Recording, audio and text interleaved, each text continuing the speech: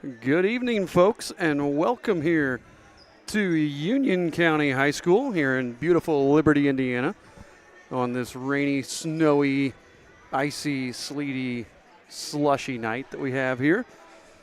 We're getting ready. We have about 2 minutes left before the tip-off between the JV teams here, the Eastern Hancock Royals and the Union County Patriots.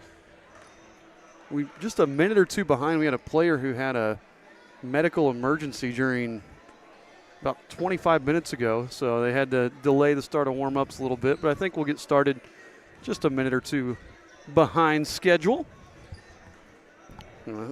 Say hi to everybody who's tuned in and watching tonight.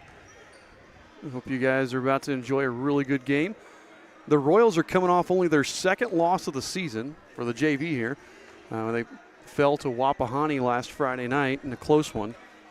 Their only other loss this year came in the second game of the season against the New Pal Dragons in a game that we actually played really well.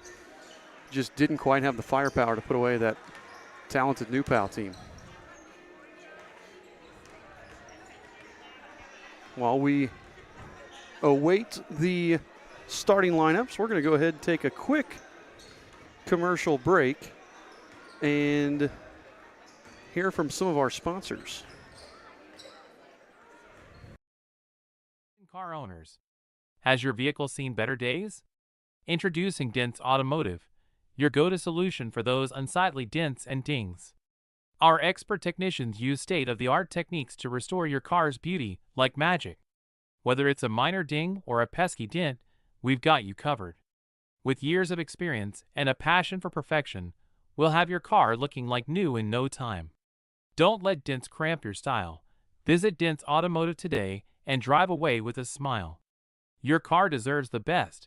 Dents Automotive, where excellence meets restoration.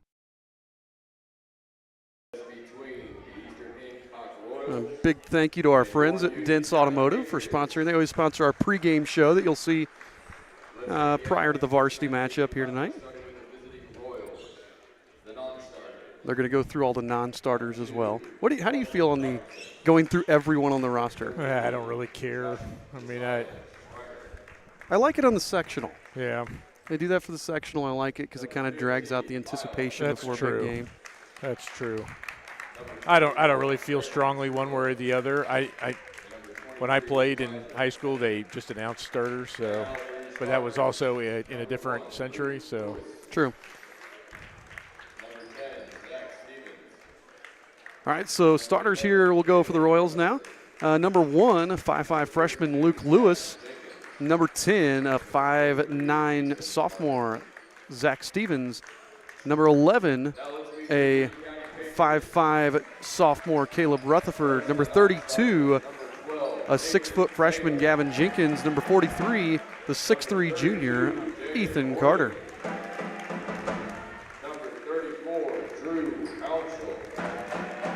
Here for the Union County Patriots, we have number 10, a 5'9" junior, Dom Smith. Number 22, a 6'1" freshman, Fenton Coyle. Number 24, a 6'2" freshman, Aiden Vauthier. Number 30, a 6-foot freshman, Grady Coyle, and number 44, the 6-foot sophomore, Landon Straits. I'm going to have to fold this program because I keep looking at the varsity. It's the wrong one. The JV coach is Roger Bowling for the Union County Patriots. For the Royals, it is Mr. Jose Paxton. Big fan of Jose Paxton. Yes. So Carter and Coyle getting ready to jump here to get this one underway. Carter tips it back, and Luke Lewis will get it first and get the Royals going on offense. And Union County, from what I've seen on film with their varsity, they're going to play a lot of zone as well. So expect to see plenty of that zone here tonight. In Carter, no good. Quick rebound there by Fenton Coyle. You will want to do the period too, Scott. Oh, hold on. I don't have that set up. You could talk for a second. Okay, so Who's that, 10? Dom Smith with the ball, kicks it back out. Royals playing their customary man-to-man. There we go. You're all set now. Yeah, there are 2 coils, by the way, for our listeners. Yes. Grady, number 30, has got the top knot going right now. And Fenton, number 22, who was the one jumping for him. So Coyle with the ball up top, guarded by Rutherford. Rutherford inviting him to go left. Coyle just letting the offense play out here. Gets it over here to Smith. And one thing, the Patriots are a team that's going to be really patient. You're not going to see them force a lot here. They're going to wait and try to get a good look. There we go, rise up by Coyle. No, ball's tipped around and pulled down there finally by Straight. Yeah, Gavin couldn't quite hold on to that one, and it got knocked out. I think it went off somebody's foot. Grady Coyle almost slipped. Fenton drives. Good cutoff there by Stevens. He's swinging around Smith now, working on Lewis. He gets cut off. Back over here to Fenton Coyle. Then to Grady, 15-footer. Too strong, and Gavin Jenkins pulls down the rebound. And I have not seen our stat guy, so we may want to make sure we talk about assists and steals and who's grabbing them. Yeah, I heard Rutherford for 3. Good. Buries it, assisted by Zach Stevens. Yeah, I'd heard that the Jacksons may not make it down. So Eastern with a quick 3-0 lead here, under 5 minutes to play in the first quarter. Grady Coyle, and again, Rutherford really inviting him. There we go, Jenkins with the steal. Going to go the other way. Nice. I was going to say, I'd like to see him go up. You turned the ball over there, and that was Grady Coyle who came away with it. But at the very least, you get a foul or you put up a rebound, for. I think he was trying to pull up and shoot. Runner there by Smith. He banks it home. Dom Smith with his first points and gets the Patriots on the board. On Friday, Mr.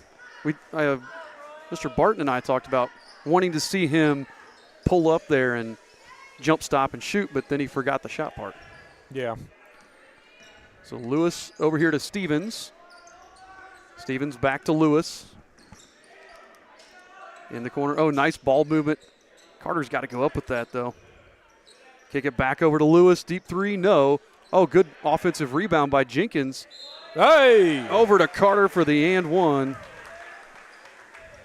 Basket, Ethan Carter, assist Gavin Jenkins. Here's the replay.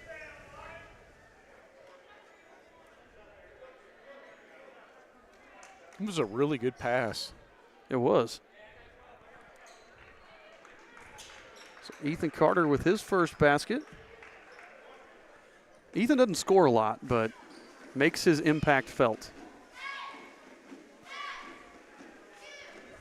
And I like that. I like when he shoots. It's just not what he looks to do, but when he can make a basket down there on the block like that, that just makes us even more dangerous. Well, that Zach Stevens gets the rebound, tips it out to Rutherford, and then Rutherford drills the 3. So Stevens got an offensive rebound and an assist on one cycle there. Yep, that was nice. And the Royals pick up full court. I love when we do that. Just speeding the Patriots up here a little bit. And I feel like this is a team that can do that. This JV team, I was talking to Coach Paxton, is a miss there by Coyle, rebounded by Stevens. Coach Paxton was saying he could start any of his 8 full-time JV guys. Yeah, I believe that. And we see him rotate a lot. Stevens gets it back up to Lewis. Royals lead by 6 here. 3 minutes and 7 seconds left. Jenkins, there you go. He got Zach Stevens. Stevens didn't take it. It's the right idea. He's got to make that pass out of the high post a little bit quicker before the rotation gets there. Rutherford. Carter really working hard. I think if we go to the – oh, there we go. Jenkins in the high post. Back over to Rutherford. You're going to leave him open. He's going to bury a third one. He's got 3 threes here. Assisted by Jenkins. 11-2. And they have yet to figure out that you can't leave Caleb Rutherford open, as he's 3 of 3 from long range. And it's always nice when Caleb gets going early, too. We tend to play better when that happens. Yes. Straight, throws it out of bounds. Yep, off the Patriots. Royal ball. And Drew Hounchel's checking in for the Patriots. I think I missed Nathan Taylor. 6'2 junior came in at the last dead ball. Rutherford down the corner. Oh, he wanted it. Oh, he would have gotten fouled and shot 3 free throws. Back up top to Lewis. Oh, they've got Carter on the inside if they look. He's actually pinning guys behind him. I think a pump fake high and then a wraparound bounce pass will get it right into Carter for an easy layup. There it is, Jenkins. Good. Carter with the tough shot, no good. Rebounded by Coyle. That was a good look from Gavin, though. Oh, good hustle there. Great hustle by Rutherford, forces the bad pass by Coyle. That's another turnover for the Patriots. And Youngblood's going to check in for Ethan, who's limping a little bit. He kind of went down awkwardly off that last shot. Eden comes in as well for the Royals, and Jaden Horning's going to come in for the Patriots. A minute 41 to go. Eastern Hancock leads by 9 here in the JV game.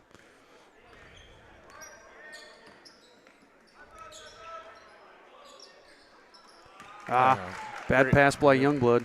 Grady Coyle with the steal. Good defense from Luke Lewis. And a rebound.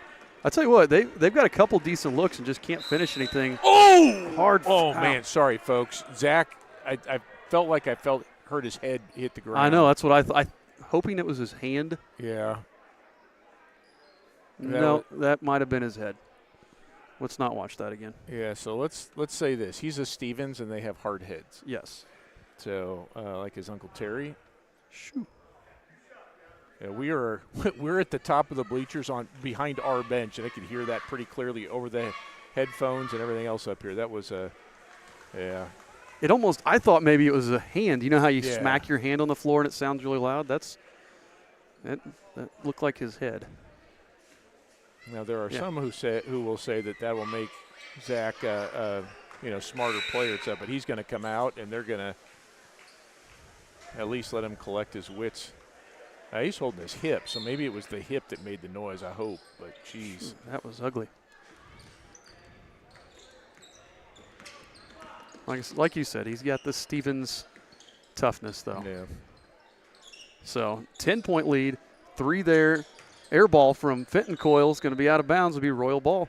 Oh, wait, Caleb Rutherford doing a nice job with that full court. So it's kind of a man-to-man press. He's harassing the ball carrier. Yeah, he's doing a really nice job. Having a really nice first quarter here. Kicks over to Eden. He'll pull the trigger, buries another one. Assist to Rutherford. And Ryan O'Neal, Landon O'Neal's dad, always told me he thought this was the best gym for shooters. I believe that. The wall is so close to you that he felt like this was one of the best gyms. Coyle's drive, no good. They're going to get a foul on Trueblood. Yeah. Because you don't realize, if you look at the baseline there in the camera, there's very little unpainted wood between the wall and the playing surface. Yeah. The other thing I'd say, I always like gyms that kind of like the ceiling felt low. This is a bright gym, but the ceiling's not real high. No. So you get a good feel in here. You feel like you're right on top of the basket. When they spruced it up, they put in new lighting, they've redone the floor in the last couple of years. It's a really nice gym. Yeah, it is. This is a nice facility. Down here at the end of 44, right? It kind of runs right into the parking lot. Basically, you just keep going straight. Yep. Turn left in Rushville, go all the way until you run into the parking lot, basically. That foul went on, I'm not sure they didn't put there we go. Taylor. 32 seconds left here. I like that. I like that, Elijah, though. That was good. Kicks over to Lewis. His 3 off the mark. And that was Fenton Coyle who came flying out there. I think made Luke arc it a little bit more than he wanted to. Yep. Coyle spin move. Leaves it short. The other Coyle, that was Fenton, got the offensive rebound in the putback. Am I right on my score? 15-5. Yep. Okay. Rutherford with 1 second. Oh, nice. Oh, I thought that left his hand. I didn't think it was going to be that high. From our angle, looked like it was going to be perfect. Yep. So at the end of the first quarter, your Eastern Hancock Royals 15, the Union County Patriots 5 here in the JV matchup. We're going to take a quick break, and we'll be back with a word from our sponsors. You're going to have to reset my foul. We'll see a huddle in the locker room. We see a second classroom. Some see a student athlete on the court. we see a future leader in the community. You see, high school sports in Indiana are special. That's because they're about learning and growing, not just winning and losing. Fans, I'm Commissioner Paul Neidig. Support education-based athletics in Indiana by buying a ticket to your high school's next athletic event.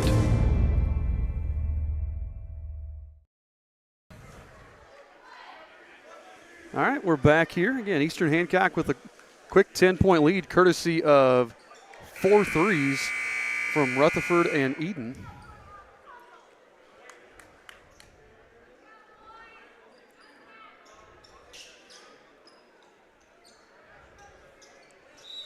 So the Patriot ball here to start the second quarter. Yep, Dom Smith going to get it going. Miles Wennon is in for the Royals. And then it's Youngblood, Jenkins, Eden, and Rutherford. That was a powerful move. It was a nice take there by Wicker. We didn't see him. Nope. But he is a junior who's also on the varsity roster, so you probably think kind of like Miles. He's probably splitting quarters. Yep, and that's at least Trueblood's second. Oh, they put it on Eden. Oh, they did. Okay.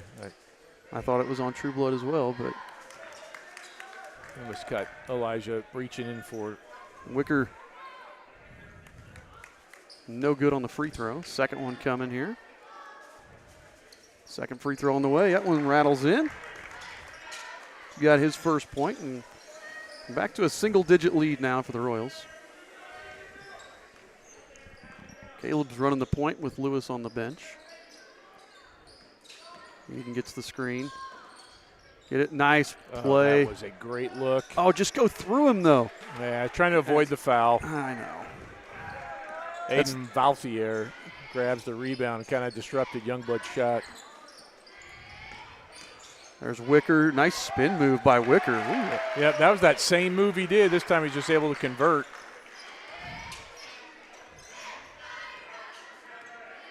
So, cuts the lead down to 7. Minute into the second quarter here. There's that play again. They all went with Eden and leave a wide open Rutherford in and out. Saylor pulls down the rebound. Smith guarded by Winnan. Kicks it over to Horning. Horning, nearly throws it away, but Wicker finds it. Back up to Smith.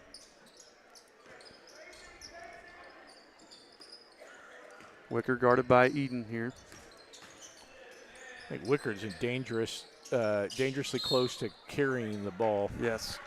And you could tell his favorite move is to go kind of push to the right and then that spin move over to his left. Yep. We got a Dom push. Smith. Yeah, Dom Smith picks it up. I got 6 fouls already in the game, but nobody with more than 1. They're sharing.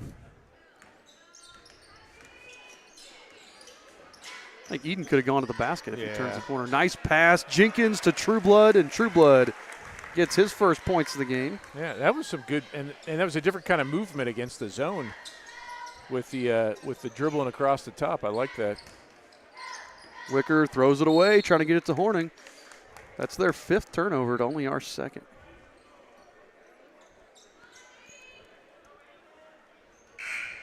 Grady Cole check back in, and he is coming for Hornig. I wonder if he's related to Paul. I asked the guy at the scorer's table, just like Paul Horning, he just looked at me. That's sad. Yeah. I mean, there's a certain generation in this area of the country needs to know Paul Hornig. You would think. For both the Packers and the Irish. Miles got caught sliding almost a little bit. You may need to boost your mic just a little bit. We don't have push it a little closer. There we go. Is that better? Yeah, that's better. All right.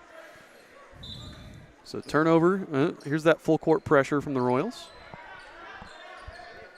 Smith working on Winnan. Grady Coyle with it. Tries to get by. Good defense there from Rutherford. Yeah, he's had a good half. Wickard, quick trigger, no good. And another push there. That's going to be Taylor picking up his second as they fight for it. Yeah, and the thing is, like, he didn't have position. There was no way he was getting that rebound. Landon straight checks in for Taylor. And Zach will check back in. So either he's displaying no symptoms or it wasn't his head. I saw the trainer came over and talked to him and checked him out and looked like he was okay. So that's what we want to hear. Yep. So we're going to do a quick commercial break and we'll be right back.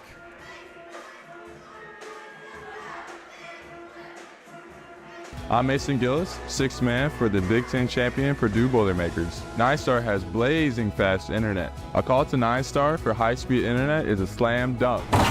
9-Star is a different kind of company, and the difference is you.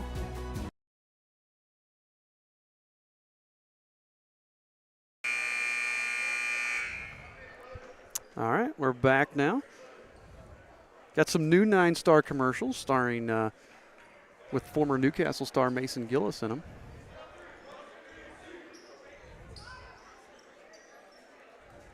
Yeah, we appreciate 9-Star's support. And we can be fans of Gillis even though he's a Boilermaker. Rutherford's going to get things going for the Royals this time. And they are Patriots in a man-to-man. Miles drives in and gets fouled. Are they going to call that on Grady Coyle there? Yep. It's going to go on. It's only Grady's first. Did I get the third one up there? I pressed the button, but I don't know if I hit it hard enough. No, one more, sorry. Right. Yeah, you don't have your screen in front of you to tell what it looks like. And a girl just fell down the bleachers. Oh, jeez. It's not been a good night. No. Good inbounds. I like it. Oh, Miles. Yeah. Oh. I mean, that's the right idea. Just couldn't get it over the rim, and Vautier with the rebound. So, again, Royals lead by 9 here. Almost halfway through the second quarter. Smith stolen away by Stevens. Nice deflection there by Winnan. Stevens goes all the way. Are they going to get a foul? Yep. Going to get a foul on Smith. And that's his second, I believe. Yep. Lewis going to check in for the Royals. And I was ready for Zach to go down again. I'm glad he was able to stay on his feet. Yes. Stevens hits the first.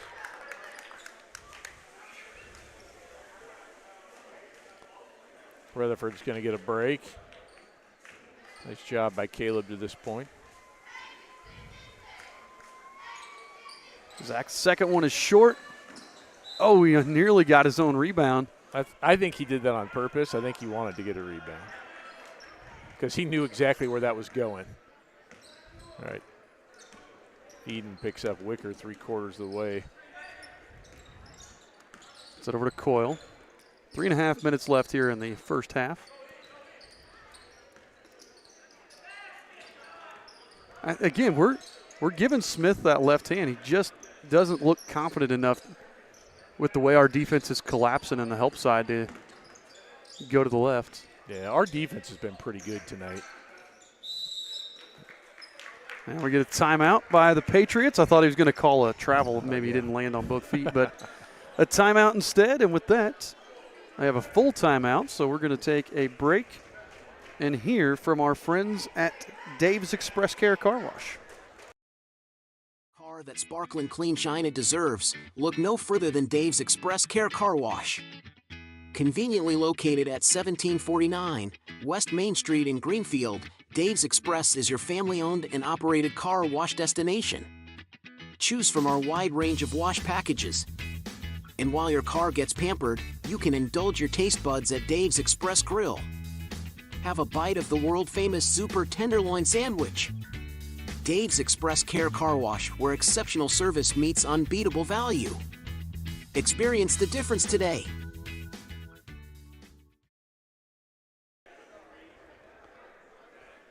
Thanks to our great friends at Dave's Express Care Car Wash. They have been a nice partner for our athletics and our community. Absolutely. Great people over there. They hire a lot of Eastern Hancock students as well. So we love Dave's Express Care. car wash, grill, tire, and auto. So Royals still with this 10-point lead. Yeah, Wicker will trigger the inbounds here. Be nice if we get up to like 13, 14 points by half. Well, we can keep the clamps on defense like this. It's going to bode well. Yeah. Now we've only scored, 3 points this quarter? Yes. Well, each team's only scored 3 this Yeah. quarter, so both teams are locking it down. Wicker drives. Oh, they're going to get the He got foul before the bailed travel. out. Yeah, because he was not going to get through there without traveling. No, that was the old triple jump. That one went on Jenkins. So Gavin Jenkins picks up his first.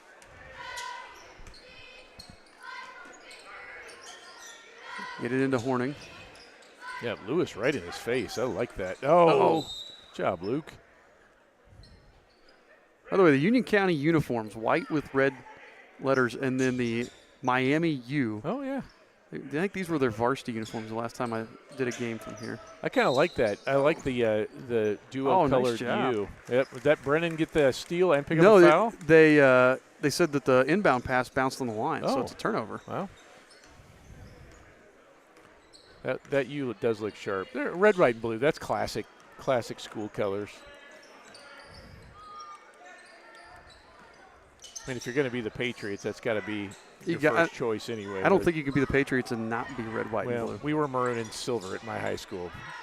But They're going to get Youngblood with the push. They were both going up for it, and I don't know. I thought that one was clean, but Yeah. Youngblood's going to pick up his second foul, so Ethan Carter will come back in. yeah, my high school opened when I was a sophomore. They asked us what we wanted to name it, and the movie Red Dawn was really popular at that time.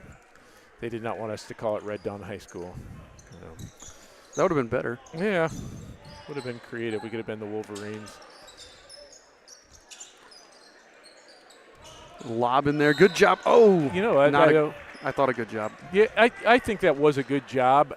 Gavin he was not in perfect position for that one, but I liked how he played that. My wife is watching, telling us everything looks and sounds good, so hi. Awesome. By the way, we want to thank the fantastic Union County Athletic Department. This might be the most accommodating athletic department when it comes to live streaming. They've always been fantastic no matter what the sport at helping us out. Steal there. That was Eden that tipped it out to Miles Wynn, and Miles is going to go. Nice job by Elijah Eden to hustle down there and throw a block for him. Did you see that? Yep, and that was a good finger roll that went in, and all-around good play from the Royals that time, both ends of the court. Oh, they're going to get Eden on the foul. And that's hard. Check the replay on this one. So you see Eden sprints down and literally just gets in the way. That was a drill that we learned at football camp this summer. Cut him off. That I don't think Eden is allowed to do because it's not an offensive drill, but he did it. Yeah, and this foul on him is really tough because if a guy's dropping his shoulder knee, what are you supposed to do? He's bouncing back. That should have been a no call. Wicker misses the free throw.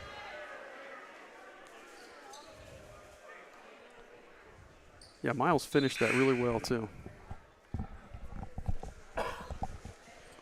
So Caleb Rutherford's going to come in for Eden, so he didn't pick up a third here in the last 94 seconds.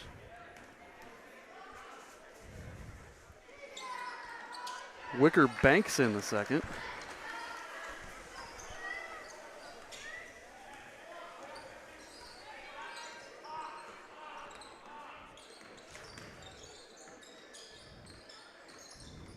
Rutherford gets the open lane. Floater, too strong. Rebounded by Grady Coyle. And then Coyle loses it, or Yeah, that was Wicker. Yeah. Lost it, got it back. Oh, they're going to call the There push. you go. And see, that just as well could have been the last call. Wondering if Coach Paxton said something to him about dropping their shoulders because Straight picks that one up. Yep, well played by Zach Stevens.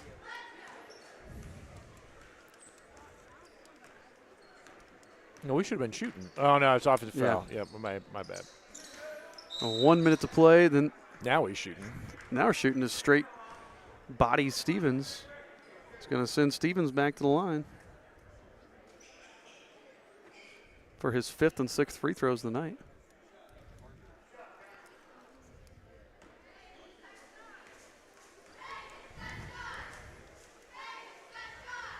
Stevens off the mark on the first. We see Drew Hounchel coming in. I feel like the last name Houchel, like I'm familiar with that name, and I don't know if it's like on the football team. You know, the last couple of years we've seen them and could be Stevens ways, but missed that one too.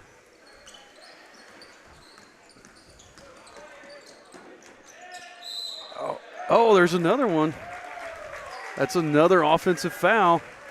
And that was Wicker just got a little out of control. He got himself sped up, and when you do that, you kind of start flailing sometimes. Keep your balance.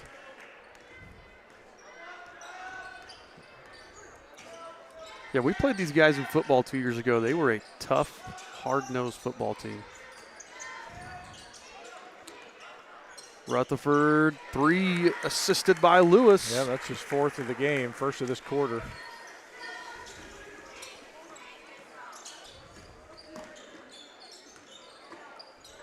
Coyle to Wicker, 23 seconds on the clock. Big E got a hand on that a little bit. Ethan with the block, then the rebound, then the travel. You got the trifecta. Like the hustle, Ethan. And you said it would be nice to push this lead up to 13 or 14 before half, and we're sitting 16 seconds. It's a 14-point lead.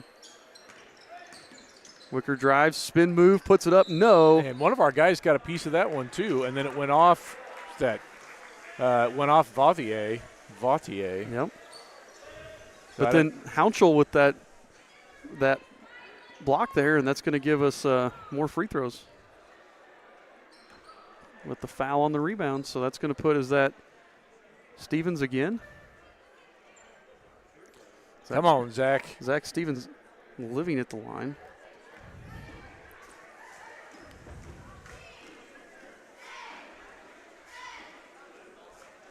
You talk about the shooting background, and it's working for everybody but Zach. I know. Zach is 2 of 7 right now from the charity stripe. So yeah, he is building. You said he's living there. He's building this house with bricks. No good. Tipped around. Miles comes away with it, and then Miles throws it away as Coyle gets the rebound, and then. You know, the Coyle came out of nowhere. I like that hustle, but he thought he had 2 seconds. He had 12. Yes. So it's going to give the Royals one more shot with 4 seconds left here on the clock. And they're going to let us, although we're going to do that. And then, what do we call it, travel? Yeah, yes, sorry, travel. He didn't signal it. He just threw his hand up and pointed. That guy kind of got lucky because I thought Carter could easily got whistled for that one. I did too. Oh, this last 15 seconds has got real sloppy. Yes, it has for both teams. So that's a turnover there.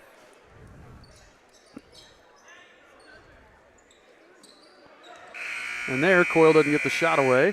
So at the end of the first half, after that really sloppy last 15 seconds, like you said, Eastern Hancock's going to take that 14-point lead into the halftime break. And again, it's been mostly all Royals there in the first quarter. In the second quarter, Wicker scored 4 for the Patriots there to give them a little bit of life, but it's been mostly Royals here. So we're going to take our halftime break, and we will be back in about 10 minutes with the second half.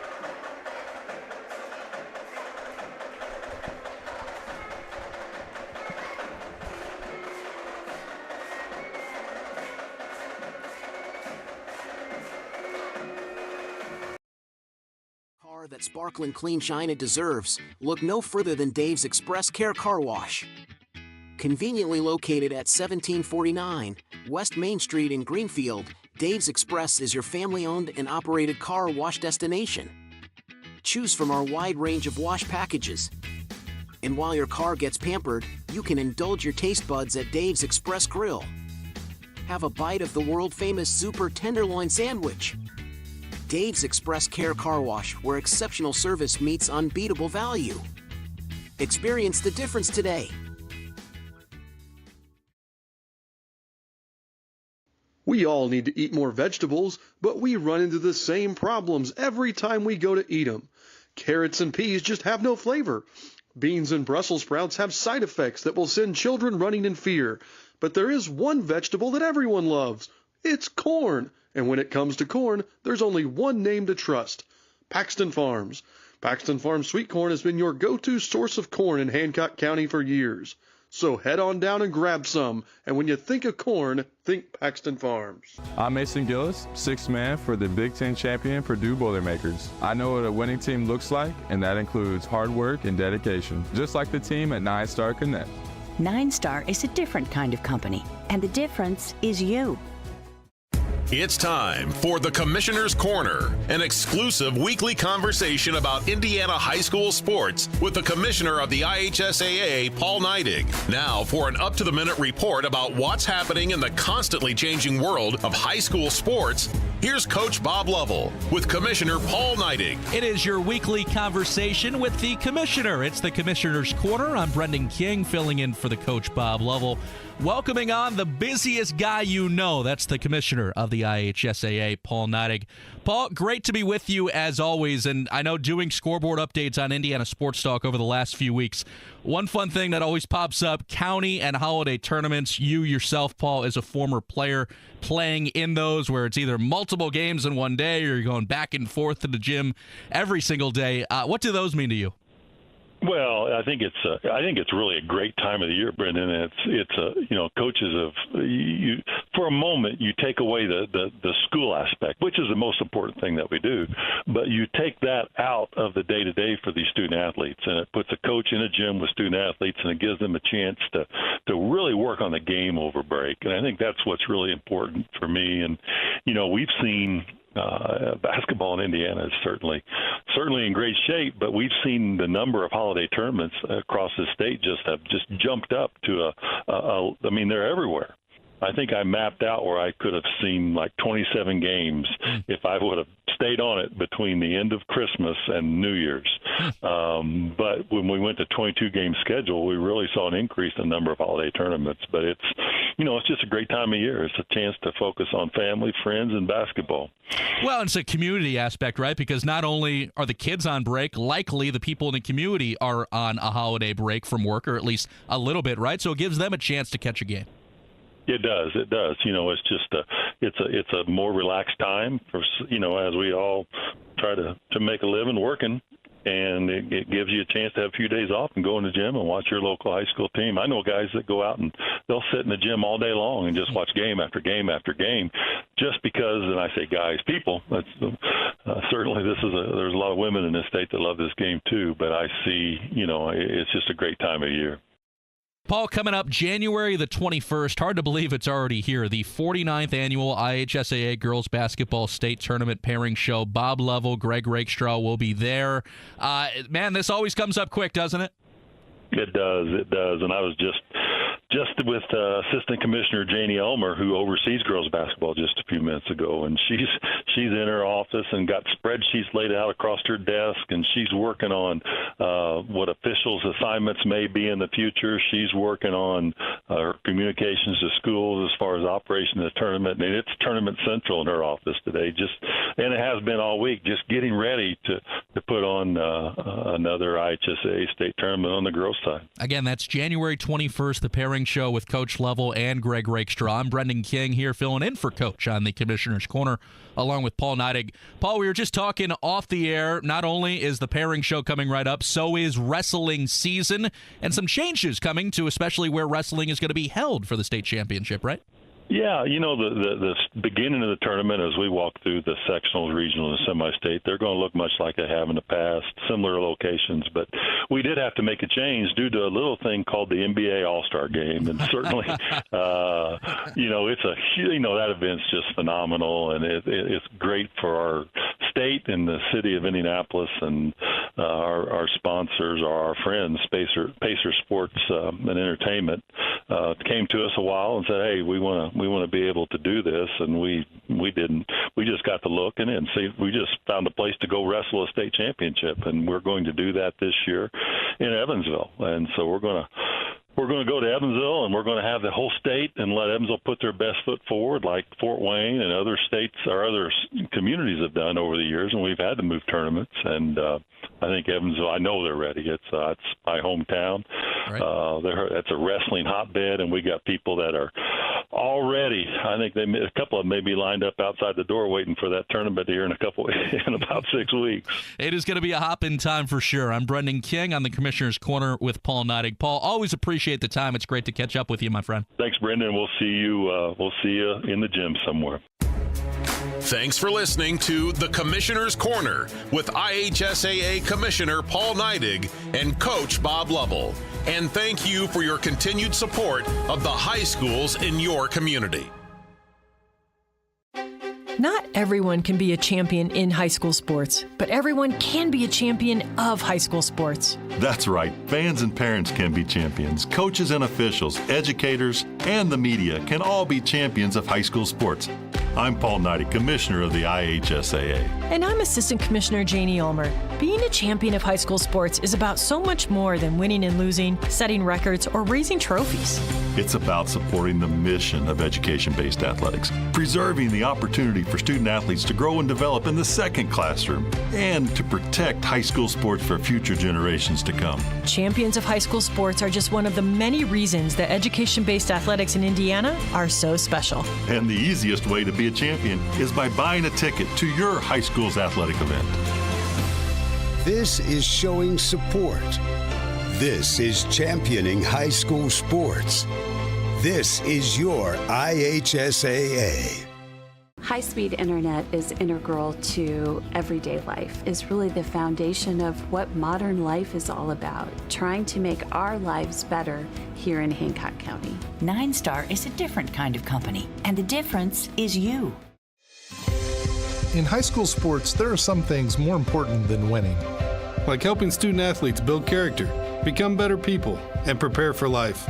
I'm Brian Lewis. And I'm Chris Kaufman. We're both Assistant Commissioners of the IHSAA, and we believe the purpose of high school sports is much greater than what the scoreboard says. It's about teaching. It's about growth. It's about developing the whole person, not just the athlete. That's our number one priority. Every sport, every student athlete, every day. Let's champion what we believe in, like learning, like character, like integrity. If you support the mission of high school sports and the life lessons they teach, then buy a ticket to your high school's athletic events. Join us in being a champion of high school sports. This is what we do. This is what we believe. This is your IHSAA. Where does everyone come together to cheer as All right, folks, getting ready to start the second half.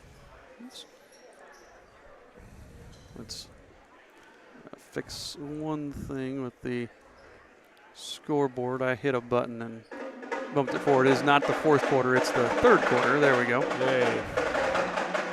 Now that first half was pretty much all Royals on both ends and a lot of Caleb Rutherford. Yeah, we outscored the Patriots 15-5 in the first quarter and 8-4 in the second. That's how we got to this 14-point lead. Yeah, Caleb with 12 points, all on threes. Elijah Eden chipped in a three as well, so 5 threes from the Royals.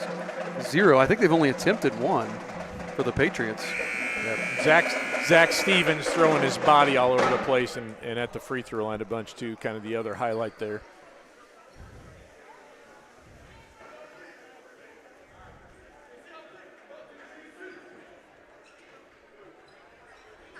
And it looks like we are going to play with our, not starters, Jenkins, Rutherford, Wennon, Carter, and Stevens. And then we see Smith, both coils, straight, and is that Taylor? Yeah, Taylor. Taylor and Wicker look similar from the distance. Get over, drive. Oh, I think Stevens could have taken that. Good ball movement here from the Royals. Wonder if Coach Paxton gave him the old Gene Hackman's speech about the number of passes. Could be, because right there, the ball, I don't know if the ball touched the ground for about 10 seconds straight there. Really nice. Banked in the long two from Gavin Jenkins. That's one thing I love. Watching this JV team, the ball rarely hits the floor. Yeah, they do a nice job passing it around. And this is where we were just really outstanding the first half on defense. Well, and I think the key to that first half, especially there in the second quarter, as Smith takes it in for 2, was our boxing out there in the second quarter. We got a lot of fouls and a lot of free throw opportunities just by boxing out and not giving them those second chance opportunities. And we got 3 guys with 2 fouls there in the first half because of it.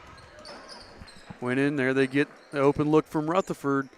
Buries it. Caleb pulled a little Steph Curry there. He's starting to already go back. He knew that one was good. Miles Winnan picks up the assist, and Rutherford drains his 5th 3 of the game. Long 2 there, no good. Offensive rebound by Coyle. He puts it back up and in for 2 more. And that was a nice job because Stevens had him blocked out. He just used his height and his jumping ability to go up and grab that one.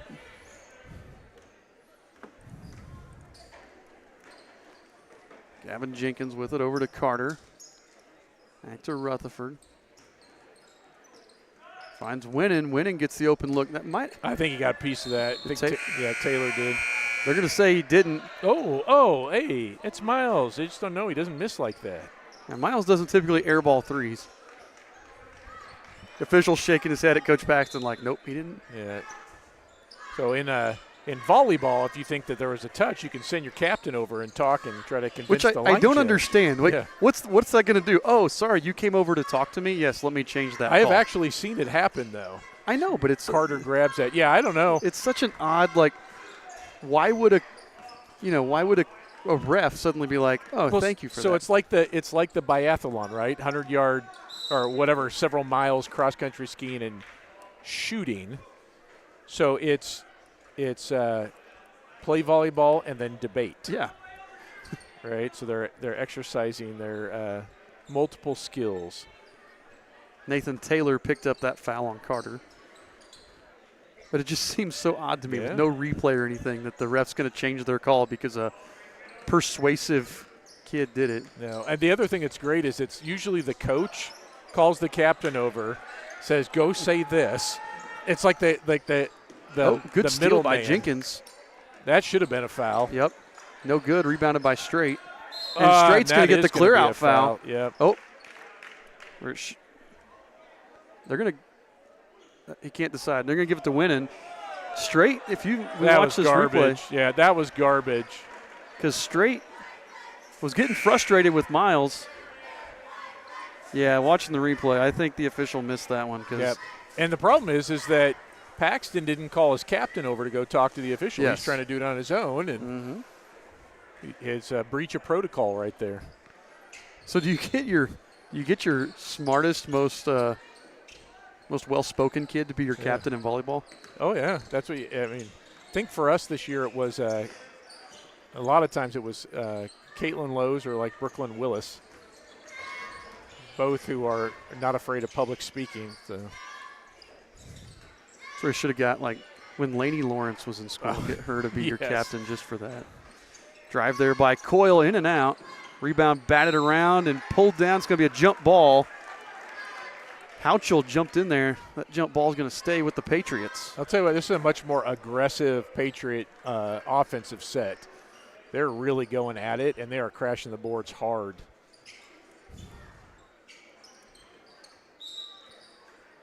He throws it off the backside of Winnan and then gets him another 5 seconds. Good heads-up play by Wicker. Finds Coyle. Coyle backs it back out and then gets it over to Fenton Coyle. Inside to Wickard, can't do anything with it. Good defense by Miles. Coyle got fancy in a steal by Caleb Rutherford. Yeah, a little over-dribbling there. Gavin Jenkins, the quick trigger from 3. No. That's going to be tapped out of bounds. Yeah, I think it was out on the Patriots, but I think Carter helped him. Yeah, Biggie got up there. That's what I want to see. Ethan in full court man-to-man press. Yep. Oh. Just Jenkins is trying to say he was up, but he moved just enough, I think, that if we watch the replay. Yeah, you weren't set.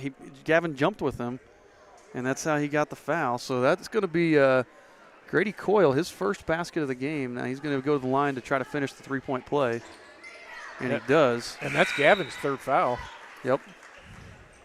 So Stevens will come in. Stevens is like, I'll show you. You got to draw the fouls. So 28-16 here, 3:20 to go in the third quarter.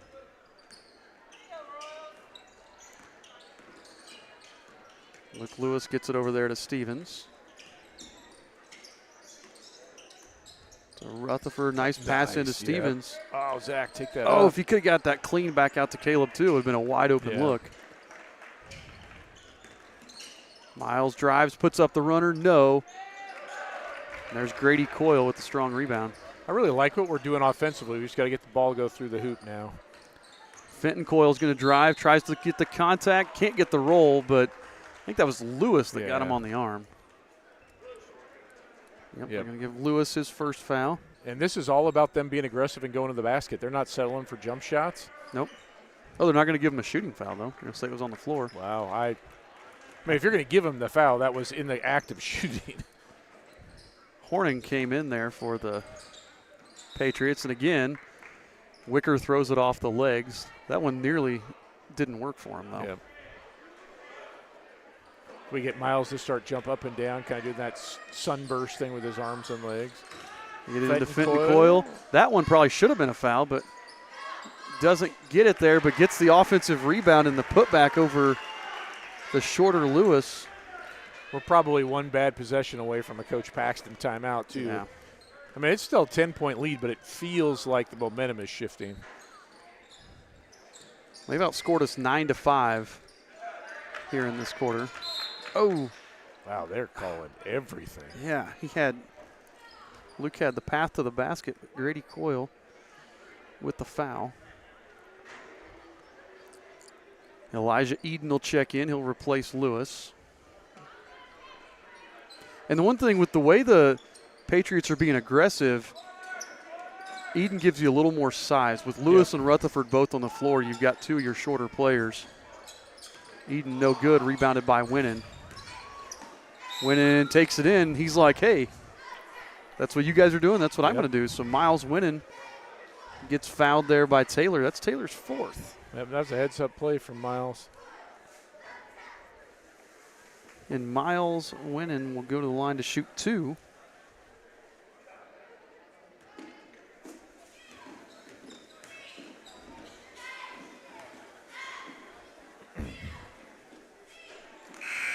Knocks it home. Vaudier going to come in.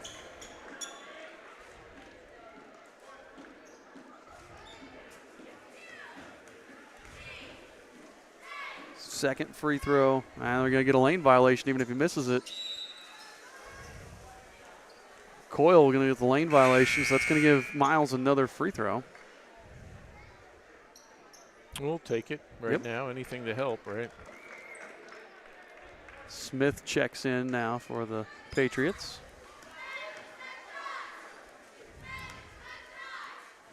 Miles' second free throw now good. Yep, made pay.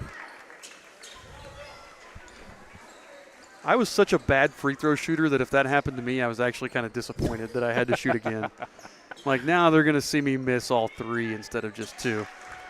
Another good take by Fenton Coyle. He's got 6 points just this quarter. Yeah, and I'll tell you what, I thought Elijah defended that fairly well. That was a good move.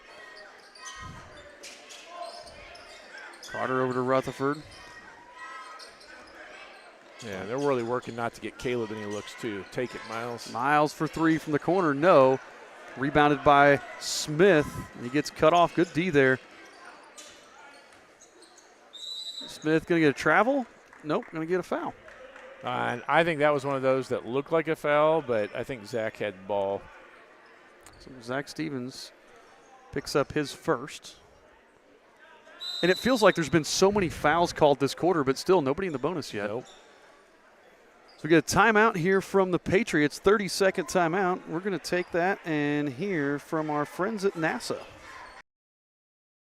Yeah, I am. Are you going for prom royalty? Yeah, I'm going to try and win this year. Yeah, I'm super excited. Reagan, look out!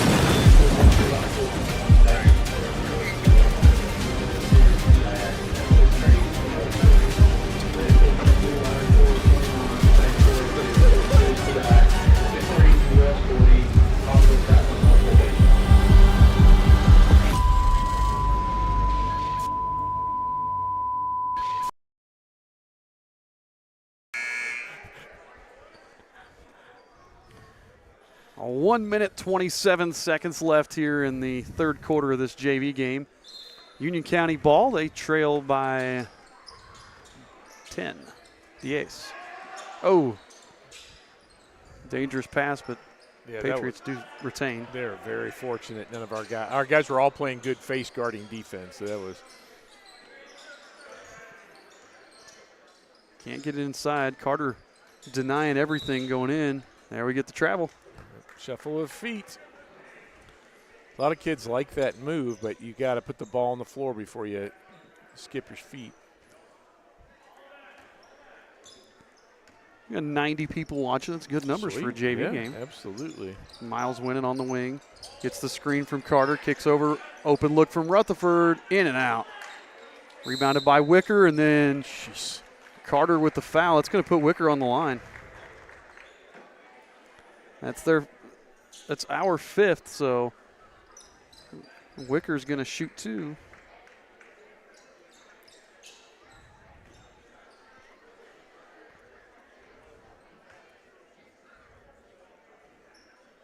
And it's an effort foul, but it's an unnecessary. I mean, he was out of position and just trying to give effort. You got to get yourself in position first there. Wicker has struggled from the free throw line. He's hit 1 of 2 each time, so he's on pace to hit the second here.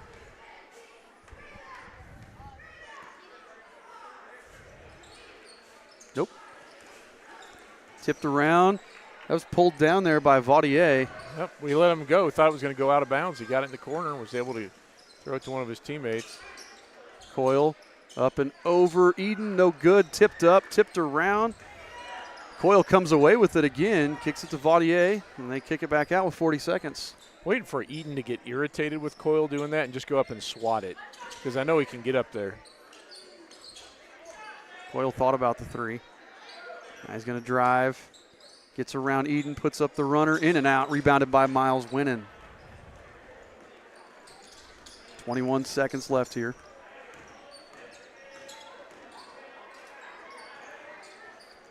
Winning in the corner with 14. Eden, blocked out of there by Coyle. Yeah, but I'm waiting for that to happen on the other end, too. Yes. Royals will inbound under Union County basket.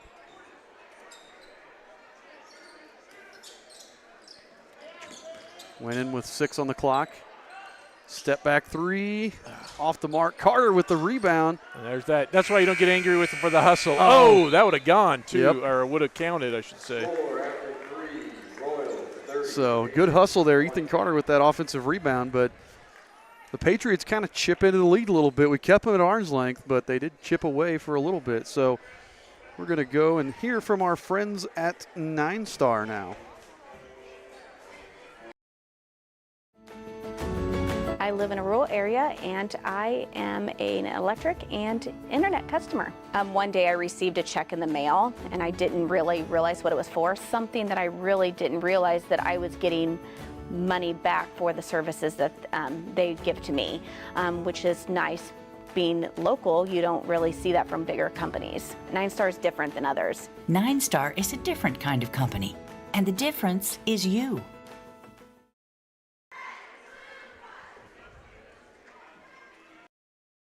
Some see a student athlete working hard in the weight room. We see a future leader learning there are no shortcuts to success. Some see a start to a swim meet. we see the starting blocks for life. Proud to keep education in front of athletics since 1903.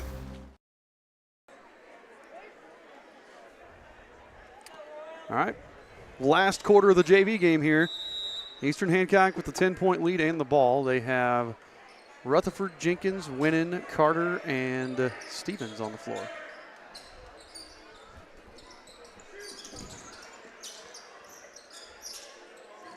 Oh, Miles. Yeah, Miles just kept coming. He was a little hesitant in his flash. You got Miles, and they got Ethan if they want him. Miles rises up, gets the roll.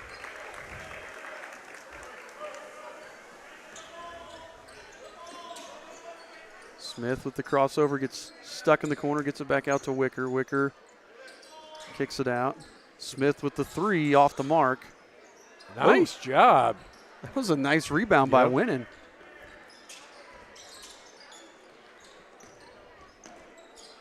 We don't even know how to describe that. They both had their hand on at the same time. Good, Caleb. Beautiful pass from Jenkins to Rutherford, but Rutherford gets fouled, and he'll go to the line to shoot two. Foul was on Wicker.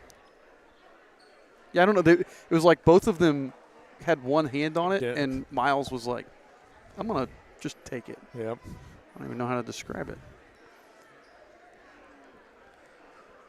So Rutherford with a chance to score something that's not a three. Yeah, he thinks that's boring, though, right? Just official discussing. I think they're trying to discuss who the foul was on.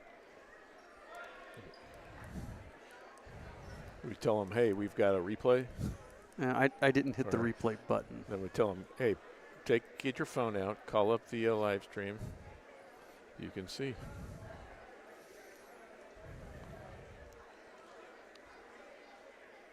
Coming over and talking to Coach Paxton on the bench. They're going to give it. Are they going to give it to team? I think that's kind of what you got to do, right? If you don't get a number, or go with your. I think you go with your original number, right? Oh.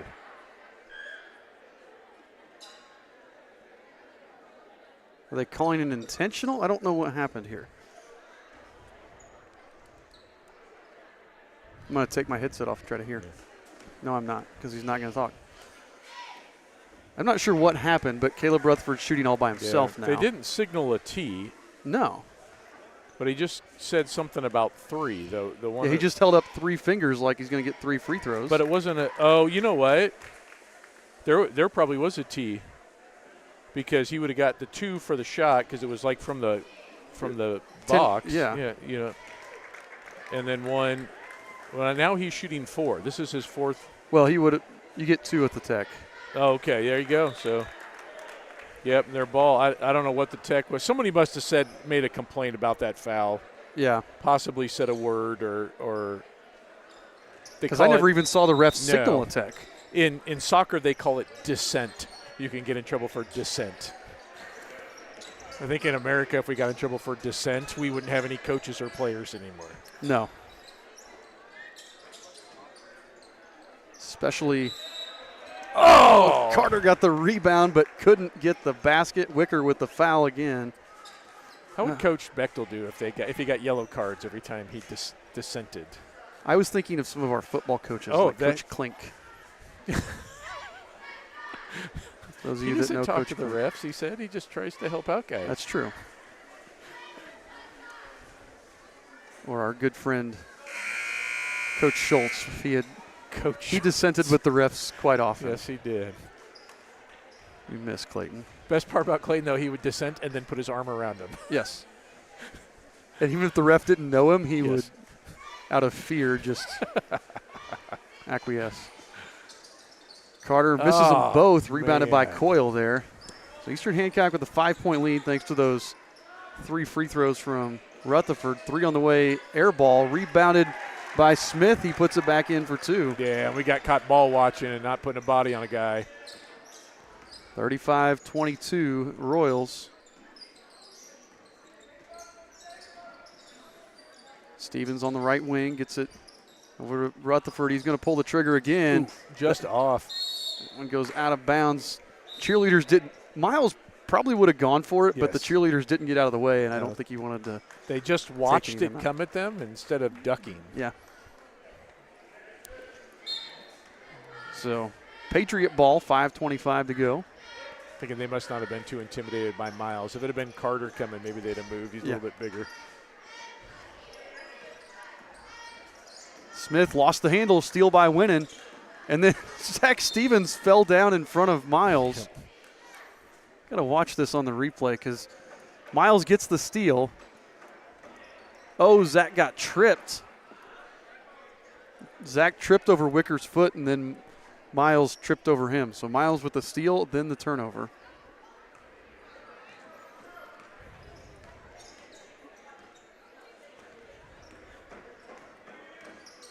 Smith gets the screen. Gets the basket. I tell you what, this Union County team, I've only seen them attempt 3 3-pointers so far, and none of them have really been that close. No. That's the one thing, when some of these guys develop a three-point shot, I like the way they play. They play tough, I like how they attack. I'm just wondering where this was first half. They look a very different team this second half. Well, especially that first quarter where we led by 10. Yep. Now, to be fair, Wicker has played all the final 3 quarters, and so maybe there's some attitude with him or something. But Zach Stevens buries the 3. I think that was Jenkins with the assist there. Yeah. That's a team 7th 3, I think. Yeah. Coyle just takes everybody off the dribble and lays it in for 2 more. Yep, we have stopped playing defense on Coyle.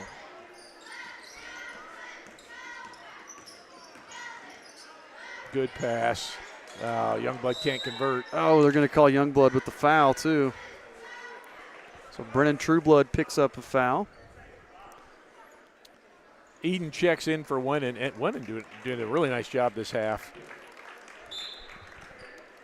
Yeah, you're right. We have 7 threes. So really the difference in the game, 12-point lead. We've got 7 threes to their 0.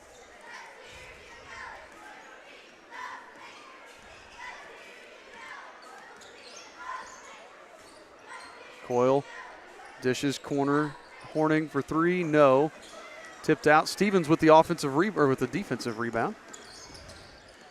Wisely backs it out. And it looks like we're in a 1-2-2. And I'm not really feeling threatened by their 3-point shooting, as you mentioned. So we're trying to pack it in even to take away some of those drives. Steal there. Turnover by Rutherford. Coyle going the other way. He lays it up and in for 2. I was kind of waiting for that to come. Sometimes we pass before we look. Yeah. They just get in the rhythm of this is where the next pass goes. Eden's going to take the step back 3 with no arc on the shot. No, and he had it on the money. If he had any kind of air underneath it, that would have dropped in.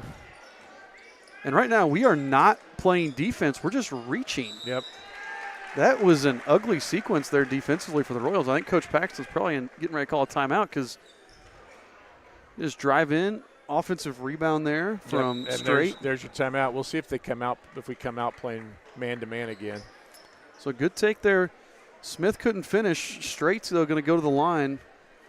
Eden picked up his 3rd foul in the process there. And that's going to put Straight at the line when we come back from this timeout.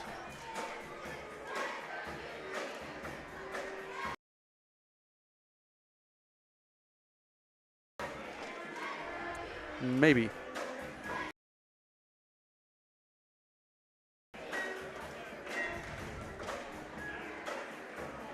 Let's try this.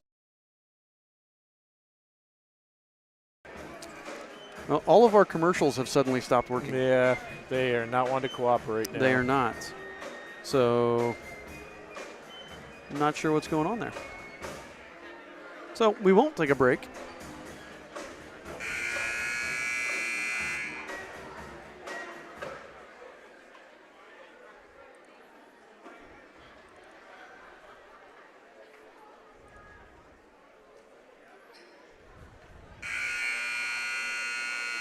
So we're going to come back. Patriots going to be shooting a free throw here. And we're just under 3 minutes. Royals with a 10-point lead. Pretty much been in control throughout. But Patriots made a couple of runs. We get up 15 points, 16 points maybe. They close it down to roughly 10. I don't think it's been under double digits in the second half, but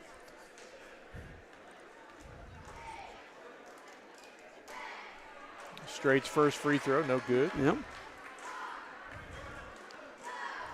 Well, I'm really curious to see if kind of tweaks Coach Paxson did, if it was a do your job tweak or I'm going to put you in a better position kind of thing. No good again, but a rebound by Wicker. He puts it up, no good. Knocked out of bounds. It's going to stay with the Patriots. Yeah, and I think that's fair. We're going up for the shots, but we're still not blocking out real well. The ball's deflected, stolen away by Rutherford.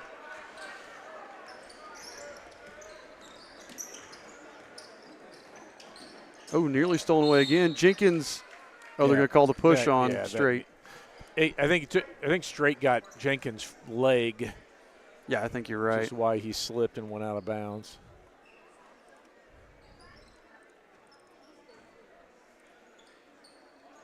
Well, that's too bad, too, because Gavin had the baseline. Oh, nice pass. And a second nice pass. He can't convert. Oh, and then they throw it away. Yeah, Wicker's jump pass goes out of bounds. Going to be Royals ball. Carter, Winnan, and Lewis are going to come back in.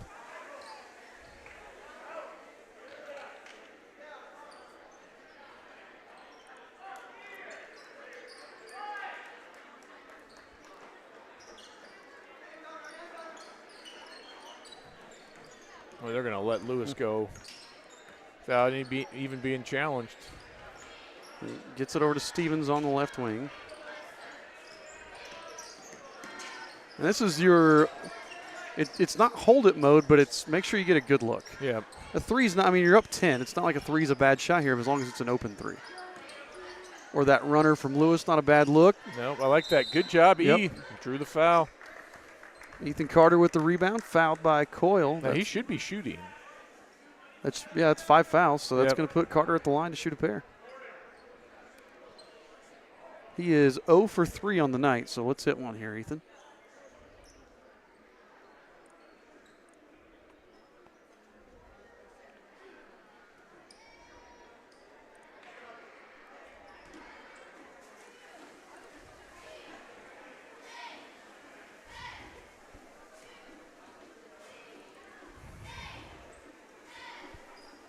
There you go. Good job, Big E.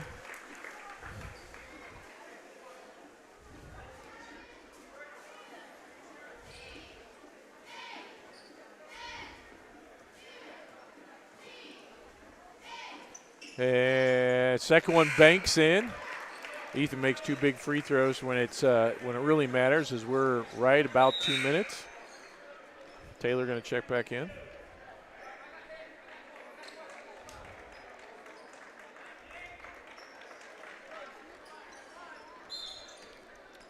So 12-point lead now. And just enough pressure so that they have to expend energy getting up the court. Smith takes it right in on Lewis. Doesn't get the basket, but does draw the foul. Yeah, and that was Lewis just kind of got leaning backwards, trying to keep up with him. But we did go back to man-to-man to try to put somebody in their face and close off those lanes.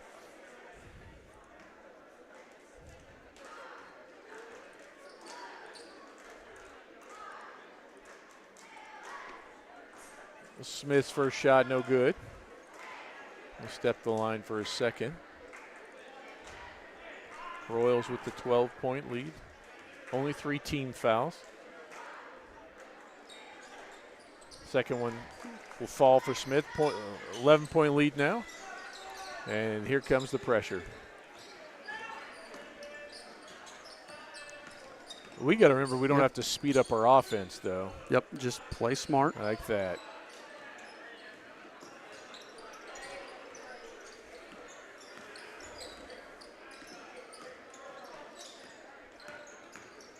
Oh, steal by Coyle. That was a nice play. Just took it away from Lewis.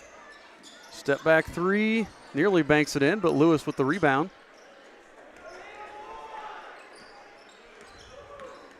That's a reach, yep. So Lewis will go shoot a pair. Coyle picks up his third.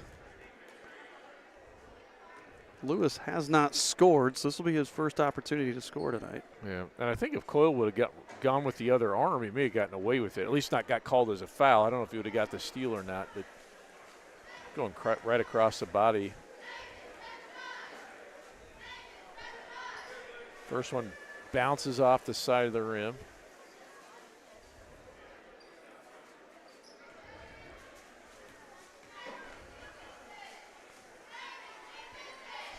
Second one falls, and he's got his first basket of the game.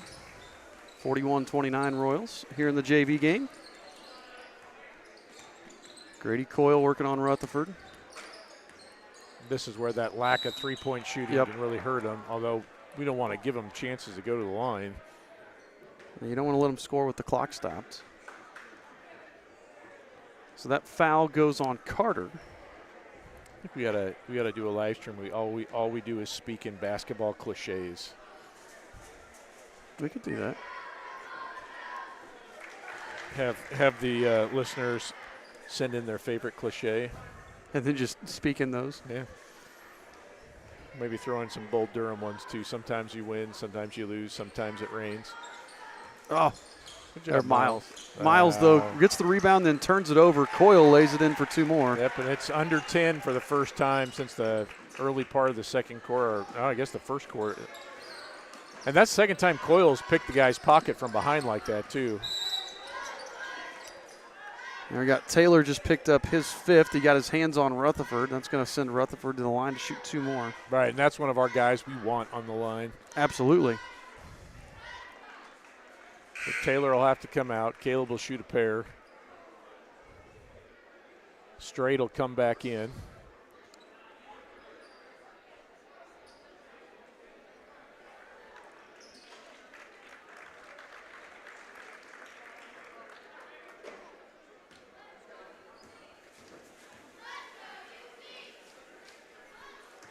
There's the first one. Caleb's got to be coming close to 20, isn't he?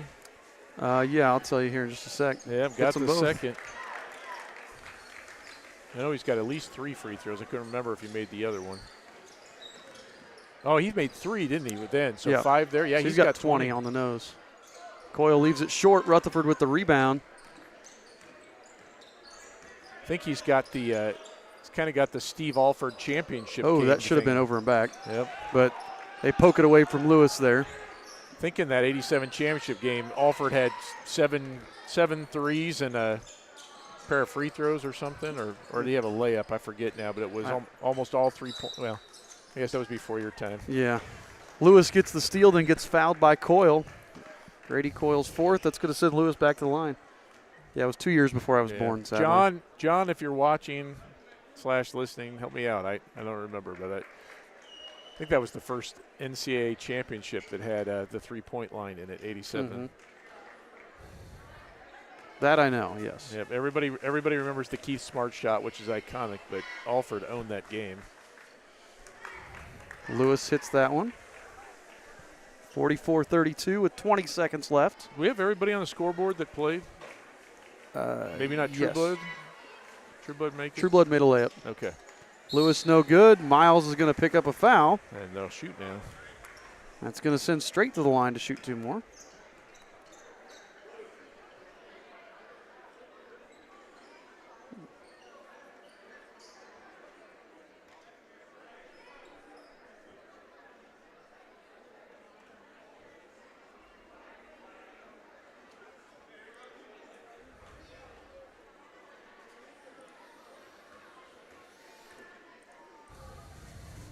Straight's first one is nothing but net.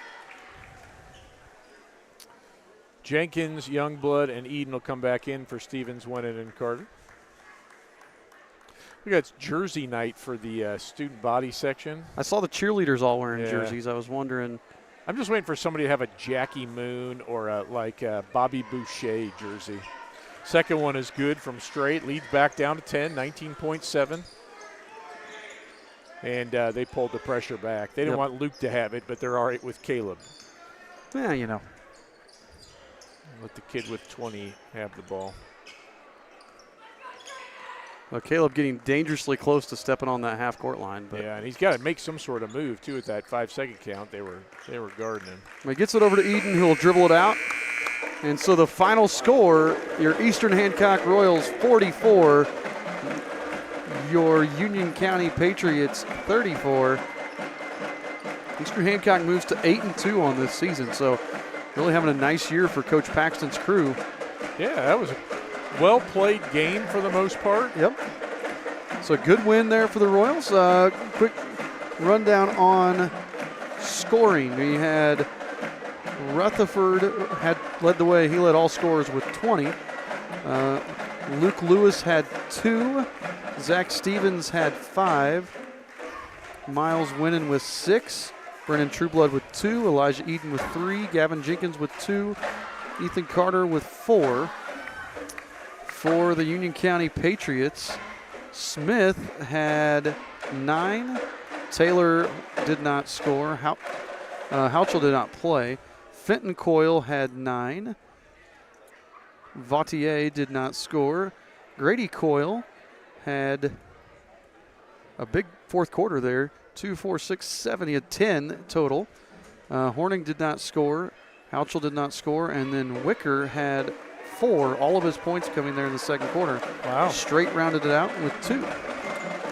So your final score, Eastern Hancock 44, Union County 34. We're going to take a break. Our commercials don't look like they're playing, so you may just not have anything here. We're going to hopefully play some commercials for you, and we'll come back in about 20 minutes with the varsity game.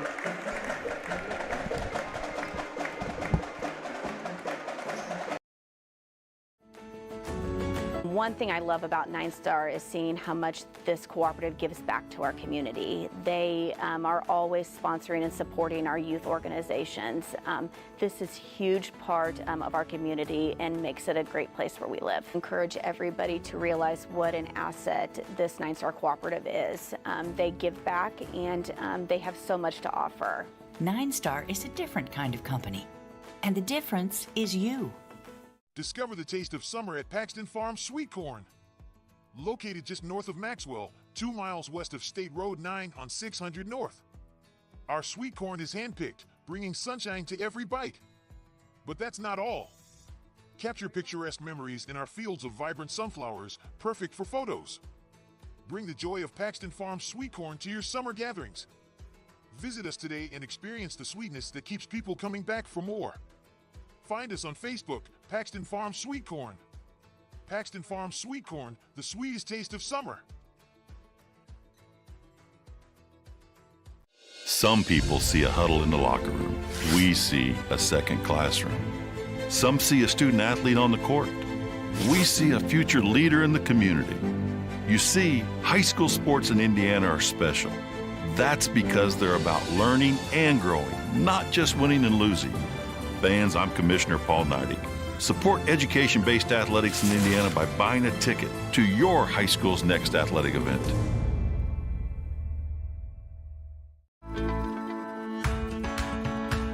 Nine Star is very focused on customer and member care, focused on making sure that however we communicate with the member and customer is how they want to communicate. You know, sometimes we're the one person that they speak to in a day, and you want that conversation to be happy and pleasant. As a nonprofit co-op, we're focused on providing the best service we can for our members. 9 Star is a different kind of company, and the difference is you. Looking to give your car that sparkling clean shine it deserves? Look no further than Dave's Express Care Car Wash. Conveniently located at 1749 West Main Street in Greenfield, Dave's Express is your family-owned and operated car wash destination. Choose from our wide range of wash packages. And while your car gets pampered, you can indulge your taste buds at Dave's Express Grill. Have a bite of the world-famous Super Tenderloin Sandwich. Dave's Express Care Car Wash, where exceptional service meets unbeatable value. Experience the difference today. Some see a student athlete working on a shot. We see a powerful lesson in persistence. Some see a student preparing for success on an exam. We see a student athlete preparing for success in life. Proud to keep education in front of athletics since 1903. At 9-Star Connect, we're a different kind of utility. We're a nonprofit cooperative owned by our members. We have a local 24/7, 365 support center. At 9-Star Connect, we're a different kind of company, and the difference is you. Attention car owners. Has your vehicle seen better days? Introducing Dents Automotive, your go-to solution for those unsightly dents and dings. Our expert technicians use state-of-the-art techniques to restore your car's beauty like magic. Whether it's a minor ding or a pesky dent, we've got you covered. With years of experience and a passion for perfection, we'll have your car looking like new in no time. Don't let dents cramp your style. Visit Dents Automotive today and drive away with a smile. Your car deserves the best. Dents Automotive, where excellence meets restoration. Some see a student athlete working hard in the weight room. We see a future leader learning there are no shortcuts to success. Some see a start to a swim meet. We see the starting blocks for life. Proud to keep education in front of athletics since 1903. At 9-Star Connect, we're committed to delivering dependable and affordable electricity, and we know the best internet service is all about speed and reliability. We deliver both. At 9-Star Connect, we are a different kind of company, and the difference is you. Are you sure we should be driving? Yeah, I only had a little bit. Look out! Whoa!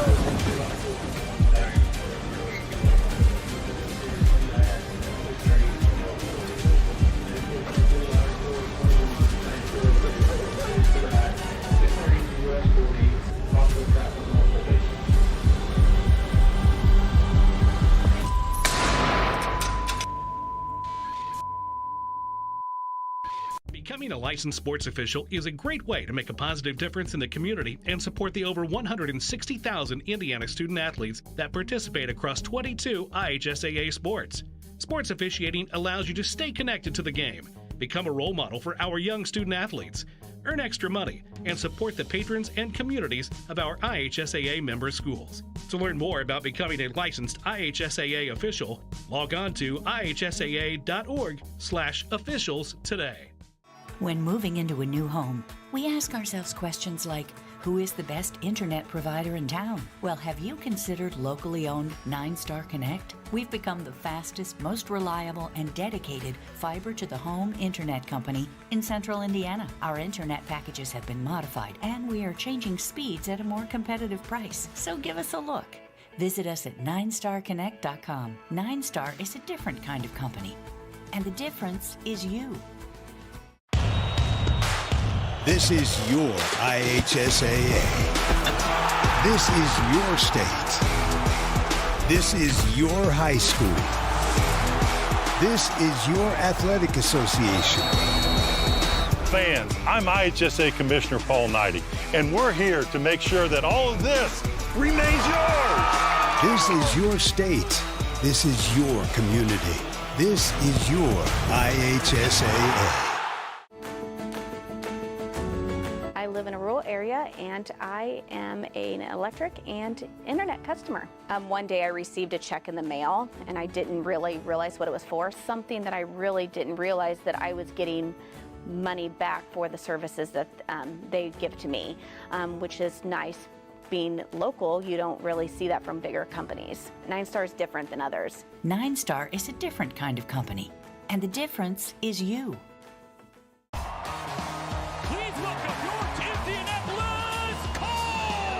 My philosophy is we're going to throw to score points in this league and run to win. He's at the 5. Touchdown! Another big play for Josh Downs. And he's picked off by the Colts. Puts it outside, down the far sideline. He's at the 30. And the Colts defense has come up with a stop. You come to Lucas Oil Stadium, you're in for a 60-minute just brawl. And it's going to be some exciting football.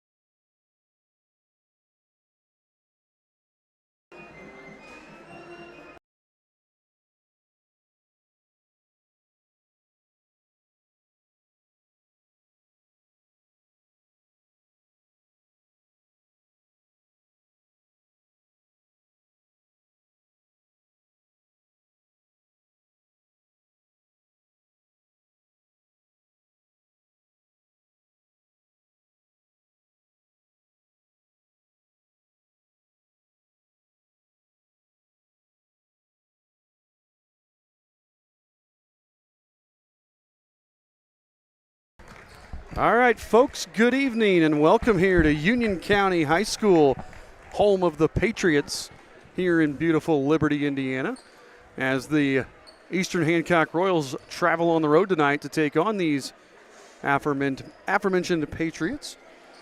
This is the 10th game of the year for the Royals, who are coming off of a really tough loss last week to the Wapahani Raiders, the number 2 in the state of Indiana Wapahani Raiders. We only lost, I think it ended up being 8, but it was 6, I think, but it was tied with about a minute and a half left. So the Royals come into this game with the record of 4-5 here in Coach Brett Bechtel's first year in Charlottesville. And it's been a lot of back and forth. Going back to December 9th, it's been a loss-win, loss-win, loss-win, kind of alternating games. The Union County Patriots are 5-6 on the season, 2-1 in Tri-Eastern Conference play. They have a first-year head coach in Jamison Walters, who's 5-6 here, as we just said. A couple key wins over Franklin County and Winchester. One common opponent, they lost to the Knightstown Panthers, where we defeated the Knightstown Panthers. And that, thus far, is our only common opponent. Both teams, the Royals are kind of right in the middle of the Mid-Eastern Conference. The Patriots currently tied for second with the Centerville Bulldogs in the Tri-Eastern Conference. A couple things with these two schools. This is the 34th meeting between these two schools. Eastern Hancock has won 18 and lost 15 of those 33 games that have already been played. However, the Royals have won 6 straight and 7 of the last 10. So the last time we lost was on January 26th of 2019. We actually lost back-to-back. We also lost here in an overtime thriller back in 2018. I can tell you that our kids start playing the Patriots as early as 5th grade. So we have a fifth and 6th grade basketball tournament here early on in the season, where it's the Patriot Invitational. So we're not conferences. We don't do stuff all the time, but got a little bit of a rivalry to get used to playing each other. And then softball, this has been a huge rivalry. It has. Well, it's interesting. Last year we played for the first time ever in football. Yep. But basketball, again, we just said we've met 33 times, and we even played Liberty High School 6 times before they consolidated into Union County. So this is kind of an interesting one. It's about an hour away, but it's somebody we've played a lot, especially over the last 30 or so years. This has been one of our most played rivalry games because they're typically in our sectional as well. So that's been another reason why. A little bit of background information on the Patriots. Patriots have won 6 sectional titles in their school history going back to 1976. They're a consolidation of College Corner, Liberty, Brownsville, and the Kitchell Cowboys. Yeah, Kitchell Cowboys. There was an interesting article in the Indy Star about Kitchell High School. They won back-to-back sectional championships in 1942 and 43, while some of the nearby towns like Richmond and Connersville were devastated by World War II. Kitchell only had one kid in the graduating class one of those years, and it was all farm kids that weren't really affected by the war. So yeah, that's interesting. They won back-to-back sectionals there. So interesting history there for the Kitchell Cowboys. And College Corner, I don't know if you've ever been to the town of College Corner. Yeah. Sits right on the state line. Interesting. The gym in College Corner is half Indiana, half Ohio. So there's your fact. That is interesting. Your fact of the day. So we're going to do the national anthem here, and then we're going to be right back after the national anthem for the starting lineups, and then we'll get underway with this game. Positive support of your team. Please refrain from negative acts or the use of profanity directed at your opponent, opposing fans, or the officials. Your cooperation and example to those around you is greatly appreciated. Please help make tonight's event one in which we can all be proud. Thank you. Now, to honor America, we ask that you please rise and remove your hats as the Union County High School Beth Band plays our national anthem.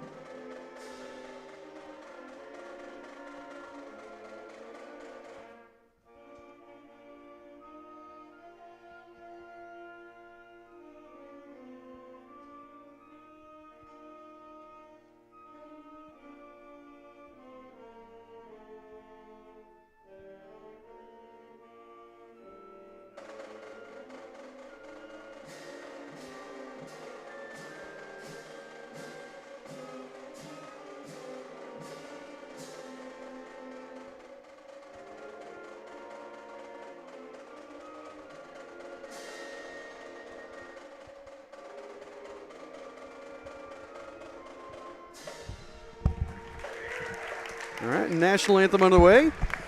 We get ready for starting lineups. Eastern Hancock is wearing the road blues, blue jerseys with black trim and white numbers. As we said, the Eastern Hancock Royals are coached by Mr. Brett Bechtel. Hold on, we're doing middle school awards first. All right, why not? I think the key to the game, before we do the starting lineups, I think the key to the game tonight is going to be how well we can score. I know it sounds like a really dumb key to the game, but this is a team we've seen the Royals can really lock down anybody on defense. Union County's a team that wants to play zone, slow everything down, and play games in the 40s, the upper 30s, low 40s as well. So it's going to be a battle. If we can score, if we can get to 55, 60 points, I feel really good about our chances if we can hit shots. If it's going to be a slugfest, then this game could very easily go in the favor of the Patriots. Starting lineups here for the Royals. A couple seniors here. Number 32, Luke Morris. Number 35, Charlie Halcomb. Number 13, Caden Willis. And then two juniors, 33, Luke Schilling, and 43, Caden Rubel.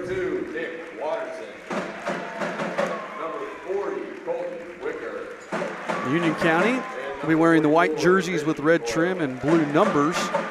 As we said, they are coached by Jamison Walters, who's in his first year here at Liberty. The starting lineup here, first of all, number 12, a 5'9 junior, Logan Boone. Number 34, Kyle Sams, a 6'5 senior. Another senior, number 14, Logan Harris. The 6'5 senior, number 42, Mason Stewart. Sporting the excellent beard, I should add. Yes, he is. Channel is his inner Abe Lincoln. And then number 22, Gavin Davis, is the last one there. Facial hair is going to play into our Dave's Express trivia question tonight. Nice. Very nice. So you'll be excited about that. It's an interesting trivia question. And you already mentioned good student section for the Patriots. Yeah, Jersey night. And they've got the kids' fat heads, but it's like elementary school. That's awesome. So yeah, that's a good twist on the huge Willis Skies, and Schilling will control. So underway here. Royal ball at 2-3 zone from the Patriots. Moving screen there by Willis. I didn't see that. I looked down and Willis, he gave him just a little bit of a shoulder there, as you saw in the replay. First foul there on the Royals. Not how you want to start. No. Like to get a shot on your first possession. Sam's here in the corner, working to try to get it inside to Stewart. Nothing doing. That's going to be a good battle. Sams and Stewart both pretty big, can maybe handle Rubel. Air ball there, pulled down by Luke Morris. Luke's off and running, gets it to Schilling in the corner. Finds Willis, down into Rubel. Good job. Rubel just can't get it to fall. And then it's rebounded there by Boone. Yeah, Boone comes away with it. I like that. When Willis is looking to make his passes like that, things just go smoother. Yes, they do. He is a good passer. He has great vision. Yep. So they move the ball around. Logan Harris on the left wing with it. Gets it up, swings it around to Boone. Boone guarded by Morris. The ref's counting there, but didn't quite get to 5. Kyle Sams at 15 feet. Being hounded. Willis has got to be smart there because he could easily pick up this second foul early on. Sams drives up and over Willis, misses everything, and Rubel with his first rebound of the game. I like that Willis-Sams matchup. That's going to be fun to watch. Caden giving up a few inches, but incredibly, incredibly athletic. They get it inside to Willis in the high post. That's going to be poked away. They're going to call a travel. Second turnover of the game. Coach Bechtel saying he didn't have possession of it. Thought he bobbled the ball. Yeah, got knocked out of his hands. Caden was saying he got knocked out when he went to dribble. Schultzes are watching the game tonight. Sweet. You got a drive there by Logan Harris. Turnaround, no good. Rebounded by Charlie Halcomb. They've got a couple looks, but they've been kind of rushed. Yeah. Charlie, I like that we're pushing it here, making some stuff happen. Morris drives, kicks to Willis. Open look for three. Banks it in. Caden Willis assisted by Luke Morris. Caden been heavily involved early on in the game, both ends of the floor. We saw Coach Bechtel really try to get Charlie going last game against Wapahani. Looks like Caden's kind of the focal point here tonight to get him moving on the offensive end. Sam's up top, guarded by Willis. Over to Harris. And Coach Walters doesn't like what he sees. He's going to take a 30-second timeout. We're going to try to play a commercial. Our commercials weren't working correctly, so we're going to see. We may or may not play a commercial here. Summer at Paxton Farm Sweet Corn. Located just north of Maxwell, 2 miles west of State Road 9 on 600 North. Our sweet corn is handpicked, bringing sunshine to every bite. But that's not all. Capture picturesque memories in our fields of vibrant sunflowers, perfect for photos. Bring the joy of Paxton Farm Sweet Corn to your summer gatherings. Visit us today and experience the sweetness that keeps people coming back for more. Find us on Facebook, Paxton Farm Sweet Corn. Paxton Farm Sweet Corn, the sweetest taste of summer. So I'm wondering if they're looking at a way to kind of get their big men involved, give them some screens, some of that, because that seems to be where they've got some sort of advantage, and we're doing a good job defensively so far. So Gavin Davis up here guarded by Luke Morris. He drives, finger roll, no. Rebounded by Rubel. And we did this last week to Wapahani. Isaac Andrews, one of the leading scorers in the state, got a lot of looks at the rim. He just contested everything and nothing was open there. Charlie no good. Morris skies for the rebound, and he's knocked down. We made everything difficult. Yeah, that hustle on defense can be a great equalizer. Mason Stewart got that foul there. And that's big because if we can get their big guys in foul trouble, like right there, another foul, and Rubel with the basket and the foul, give the assist to Willis.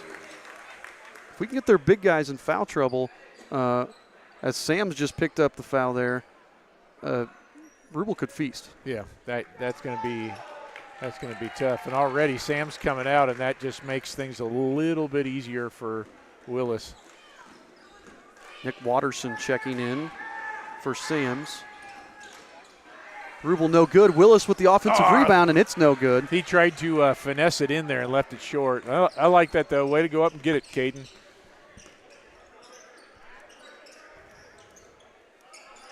Watterson up top with it, and he traveled.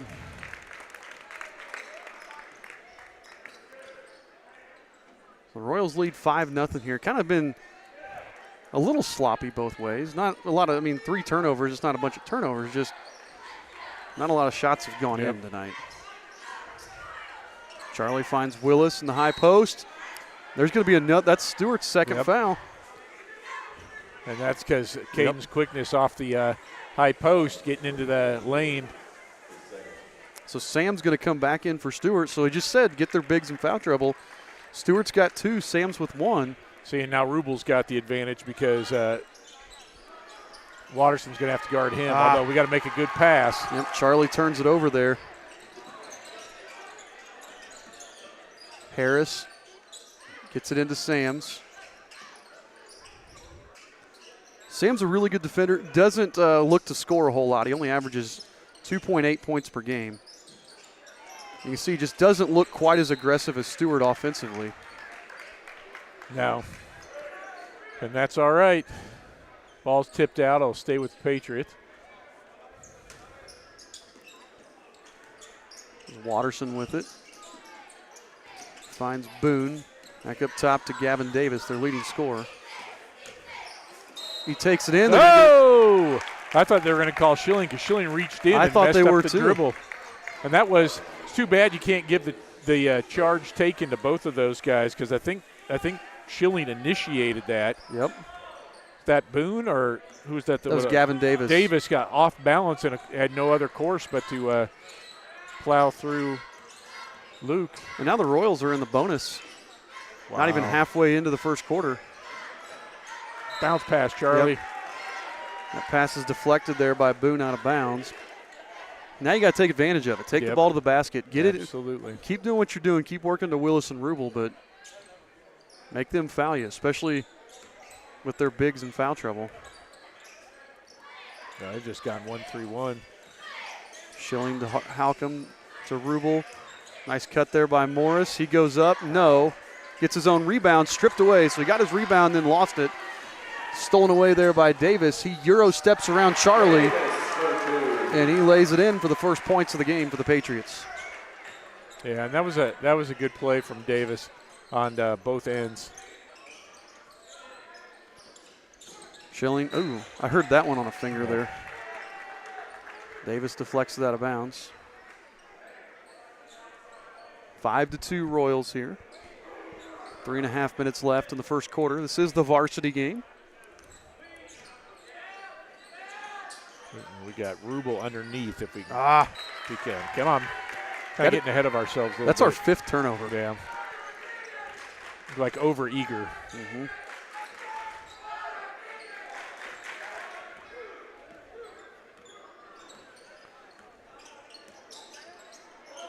So, Patriot ball here.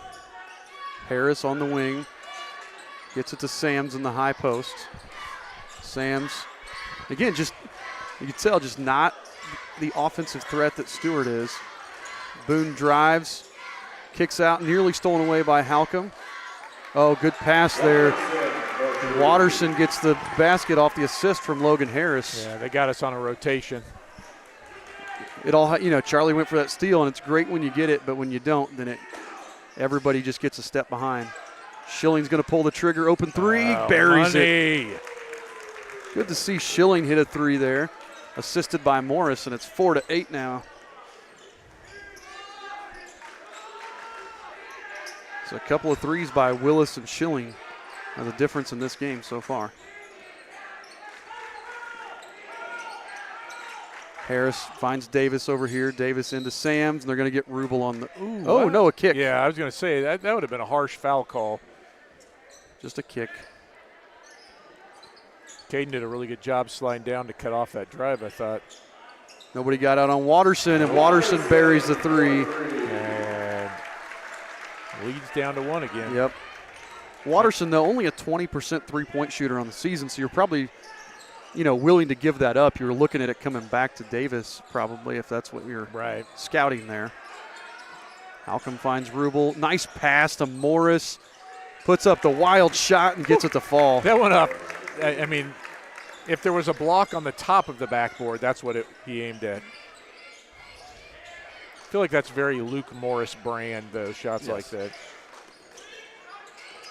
Davis finds Watterson again, corner three, buries another one. Yeah, so much for the percentages tonight. Yeah, he's got 8 of their 10 and just hit 2 threes. His high in the season is 9, so he's one away from that. I like this, though. We're getting it to Rubel, then diving. Charlie's going to try to answer and does. Swiss Charlie knife. Assisted by Rubel. And we talked about that before this season, too. Rubel passing back out, working inside out. That was a perfect example of it. Everybody collapsed. Charlie by himself. Boone with the layup, gets it to fall. In a game that was like 5-2 is suddenly 13-12. But I think high scoring favors the Royals. Yeah, I would agree with you. It just all of a sudden got crazy. Charlie, no, but Rubel with the offensive rebound. He kicks to Willis. His three on the way. Nearly banked in another one. Oh. Good effort, Schilling. Good effort. Yeah. Schilling's going to pick up the foul there on the rebound. We never did get him in the bonus. Nope. Well, that was about 4 minutes to go. Over 4 minutes to go. We've kind of gone away from attacking. Yep. A couple times we've been inside and we've shied away from the contact. True. Powers and Manship check in for the Royals. Said Willis and Schilling get a break. It's been feels like a fast first quarter. Yep, I agree. Even though there's been quite a few fouls. So Harris over here, who nearly stolen away by Powers.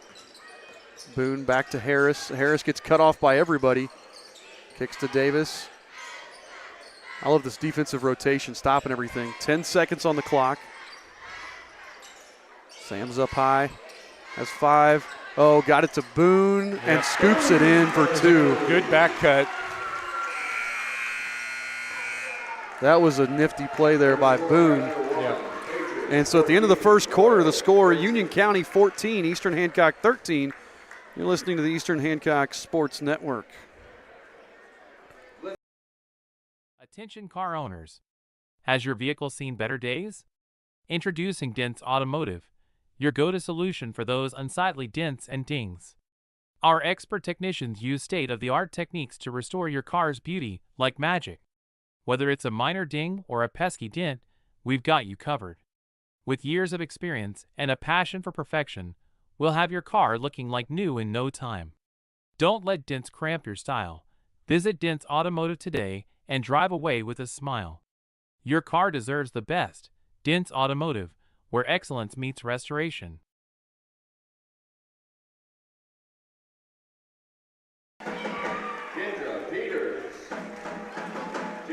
So after one, score Union County 14, Eastern Hancock 13.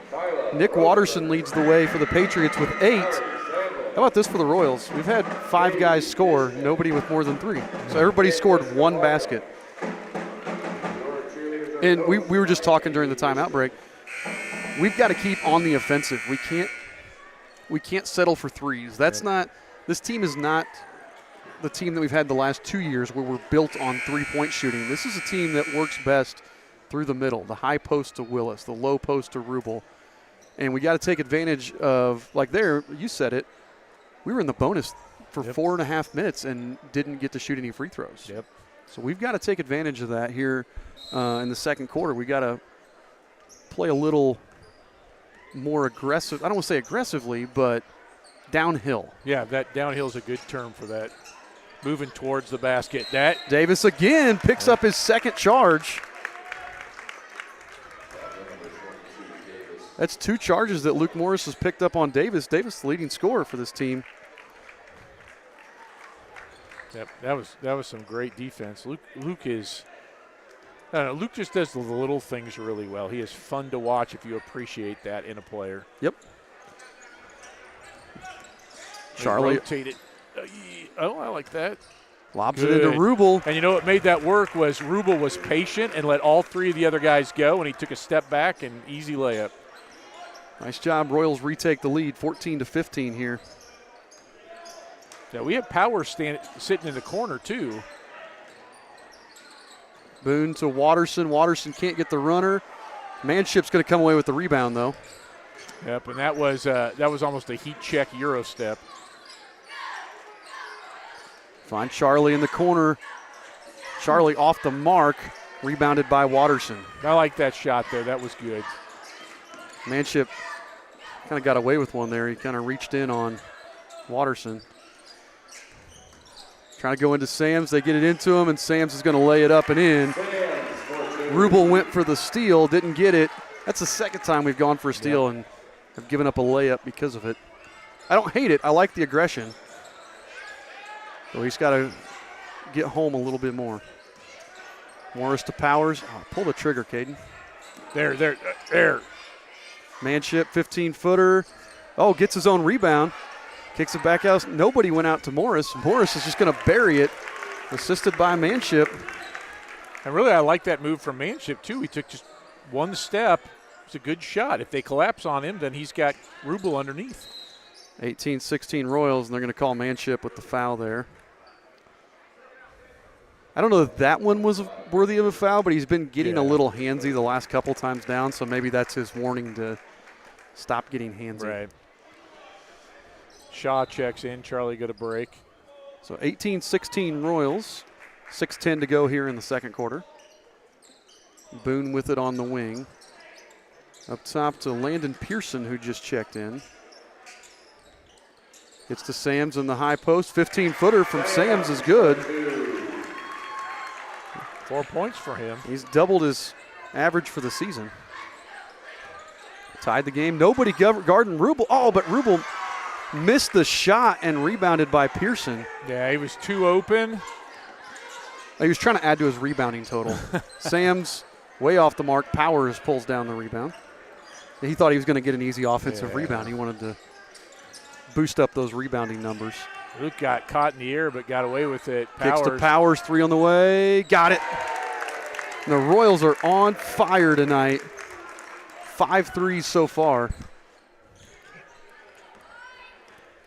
This is what you got to do. If they're going to play zone, we've got to be able to hit shots. Yep. The games that we've lost, we have struggled. Oh, they weren't going to give Luke 3. Yeah. The games that we've struggled are games where teams have played zone and we couldn't shoot them out of it. The other thing is it'll stretch it out, which makes it even better for that high post, low post like you talked about with the Cadens. Or in this case, it was Manship on the high post that last time. Colton Wicker, we saw him in 3/4 of the JV game. He just checked in now. Yeah, he's a whirling dervish when he gets the ball. Harris had to pick it up, get it to Boone up top. Boone uses the screen, drives, kicks out, 3 on the way from Harris, buries it. Yeah, and they hit him in rhythm. It was a good step, good pass, and he stepped into his shot. Was really well done. Game's tied back up at 21. Again, the lob into Rubel. And there's the foul. Wicker just came down and slapped him on the arm, and Rubel with the easy layup, and he's going to go to the line to try to finish it the old-fashioned way. If you're going to slap Caden on the arm when he's shooting like that, you got to come harder. Yes. So Rubel at the line to shoot 1. Caden's really been shooting well from the line lately. At one point in the season, he was like 32%. He's now up to, he might be our best free throw shooter except for Powers. Well, and that's what, for a big guy like that who's going to be a main cog in the offense, he really's got to be able to have a decent percentage. They got 2 blocks? Yep. So Luke and I had a conversation in class about that. And I said, because he prides himself in taking charges.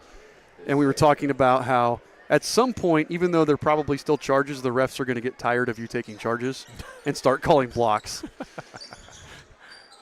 3 by Watterson. I thought it was blocked. They're going to call a push-off. Wicker just shoved Powers in the back.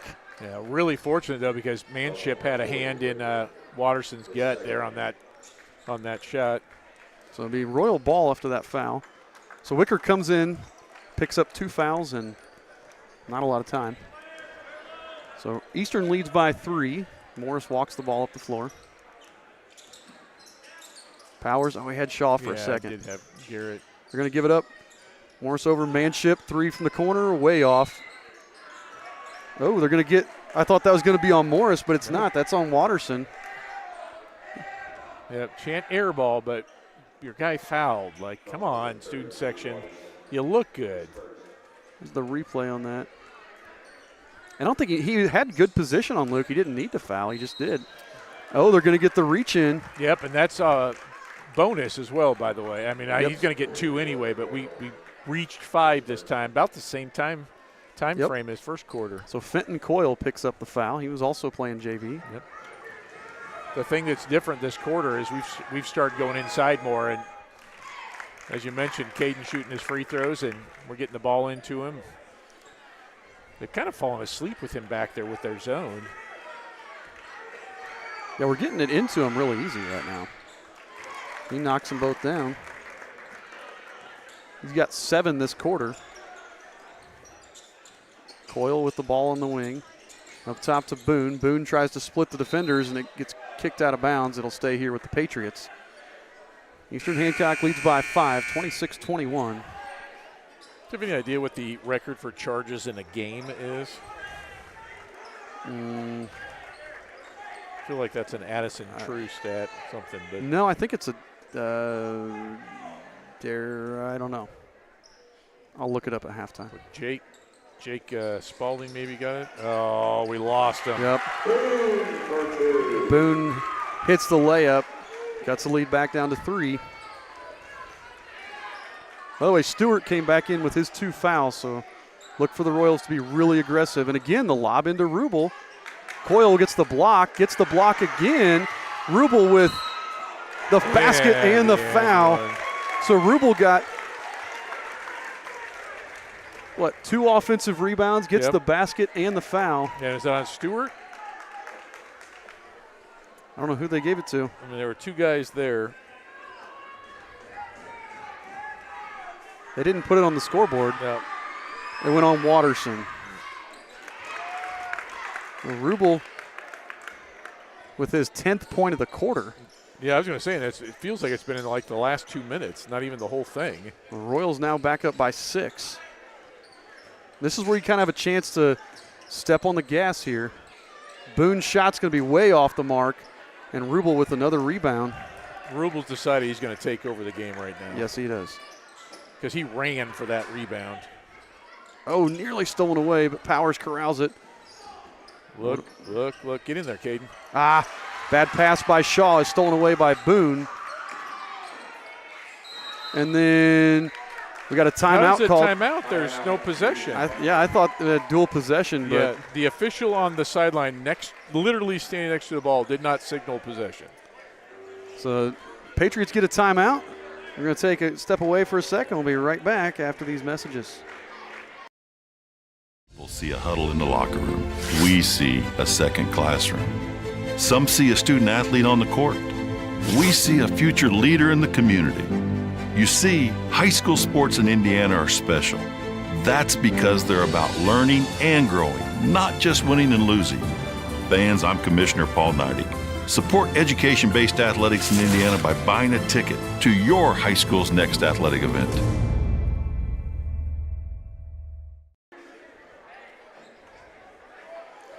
So we have a comment that the charge leader for charges in the game is Adam Engelking, but I don't have the record on me. I have to look it up at halftime. So the Patriots use that timeout to retain possession. The other thing, we had 5 turnovers in the first quarter, only 1 in the second. So that's something else we've cleaned up tremendously. Absolutely. Stewart gets it into Watterson. Wraparound pass to Boone. Boone drives, blocked by Manship. Wow, Eli. Rebounded, though, by Watterson. Nearly stolen away. Stewart lost the handle on it.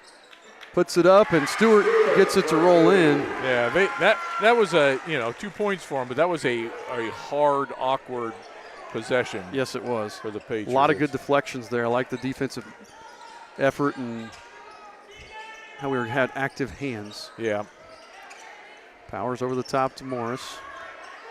Going to force Morris left to where the big man is. Manship, they get a reach in there. That's going to go on, I believe, Harris. And Eli's going to shoot. Yep, that's going to send Manship to the line to shoot too. That's where we're taking advantage of that being in the bonus. I like the adjustments Coach Bechtel has made and that our players have made. This has been a really good quarter for us. Well, and us hitting threes has forced them to step out and not just pack it in on Rubel. Manship rolls it in.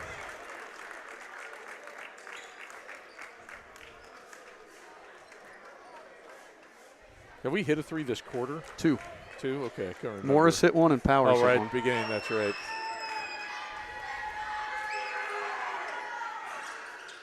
Manship gets them both. And Willis come back in for him. It also helps that we're 6 of 7 for the line, and Union County still hasn't attempted a free throw.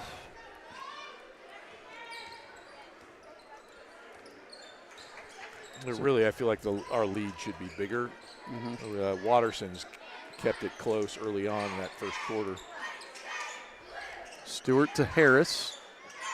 Harris, Charlie on him, finds Watterson. Drives and finds Davis. Gavin Davis gets the screen, pulls up from 10, way off the mark. Watterson with the rebound, puts it back up, gets the basket and the foul on Caden Willis. And Willis just, once he got pinned under the basket, Willis could not get Watterson back out. And we kind of saw Watterson do his Caden Rubel impression there. And it's one of those, sometimes you just got to concede. Yeah. You know, I'm out of position, concede and give it to him, but. Yeah, you put your hands straight up. You don't got to jump. You don't got to whatever, and live to fight another day. So Willis picks up his second. Now the Patriots are in the bonus, so everybody in the bonus from here on out. They cut the lead back down to 3. Morris finds Halcomb. Good wraparound pass to Willis.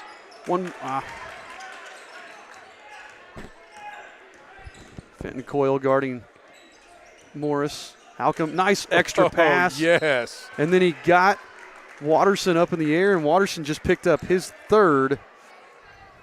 Yeah, I think Morris got kicked in the shin on that, but that was almost like passing it back into the inbounder, right? Yeah. Like Luke throws it out, goes right back to him as the zone adjusted out to the perimeter. I don't know that I've seen us do that before. That was a little wrinkle I like. So checking into the game, Boone comes back in, Sams comes in. Watterson and Stewart take a seat. And foul trouble may end up becoming a factor in this game. There's a lot of guys, 1, 2, 3, 4 guys with at least 2 fouls as Morris drills another one for the Patriots. Yeah, they've really racked up the fouls this quarter. I mean, it's 8 or 9 team fouls. That we don't count past 5. But. And we are 8 of 9 from the line, which is awesome right now. Steal by Charlie. Go to the hoop, Charlie. You're going to get fouled. Takes it in. All Charlie right. Halcomb lays it in. Lead is now 7 with under a minute to play in the half.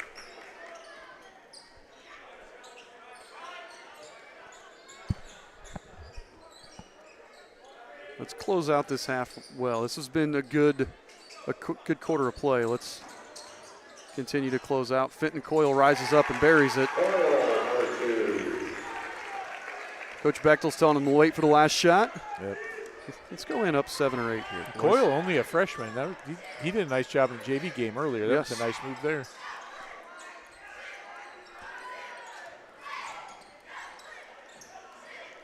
Schilling. Again, our three-point shooting has forced them out wide. Schilling to Rubel. Rubel wanted that 3 and then realized the time on the clock and decided better of it. He would have had a conversation with Coach Bechtel, even if it went in. Morris to Charlie. Nice. Nice play there. Good job by the Royals. A perfectly executed, that was almost a minute? That was a minute-long possession. Yep. Charlie to Willis to Rubel.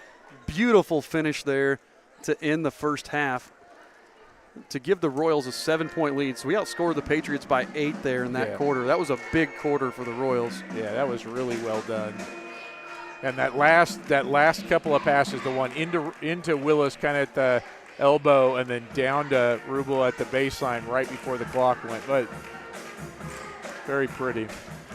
So we're going to go ahead. We're going to take our halftime break, and we'll be back after a word from our sponsors.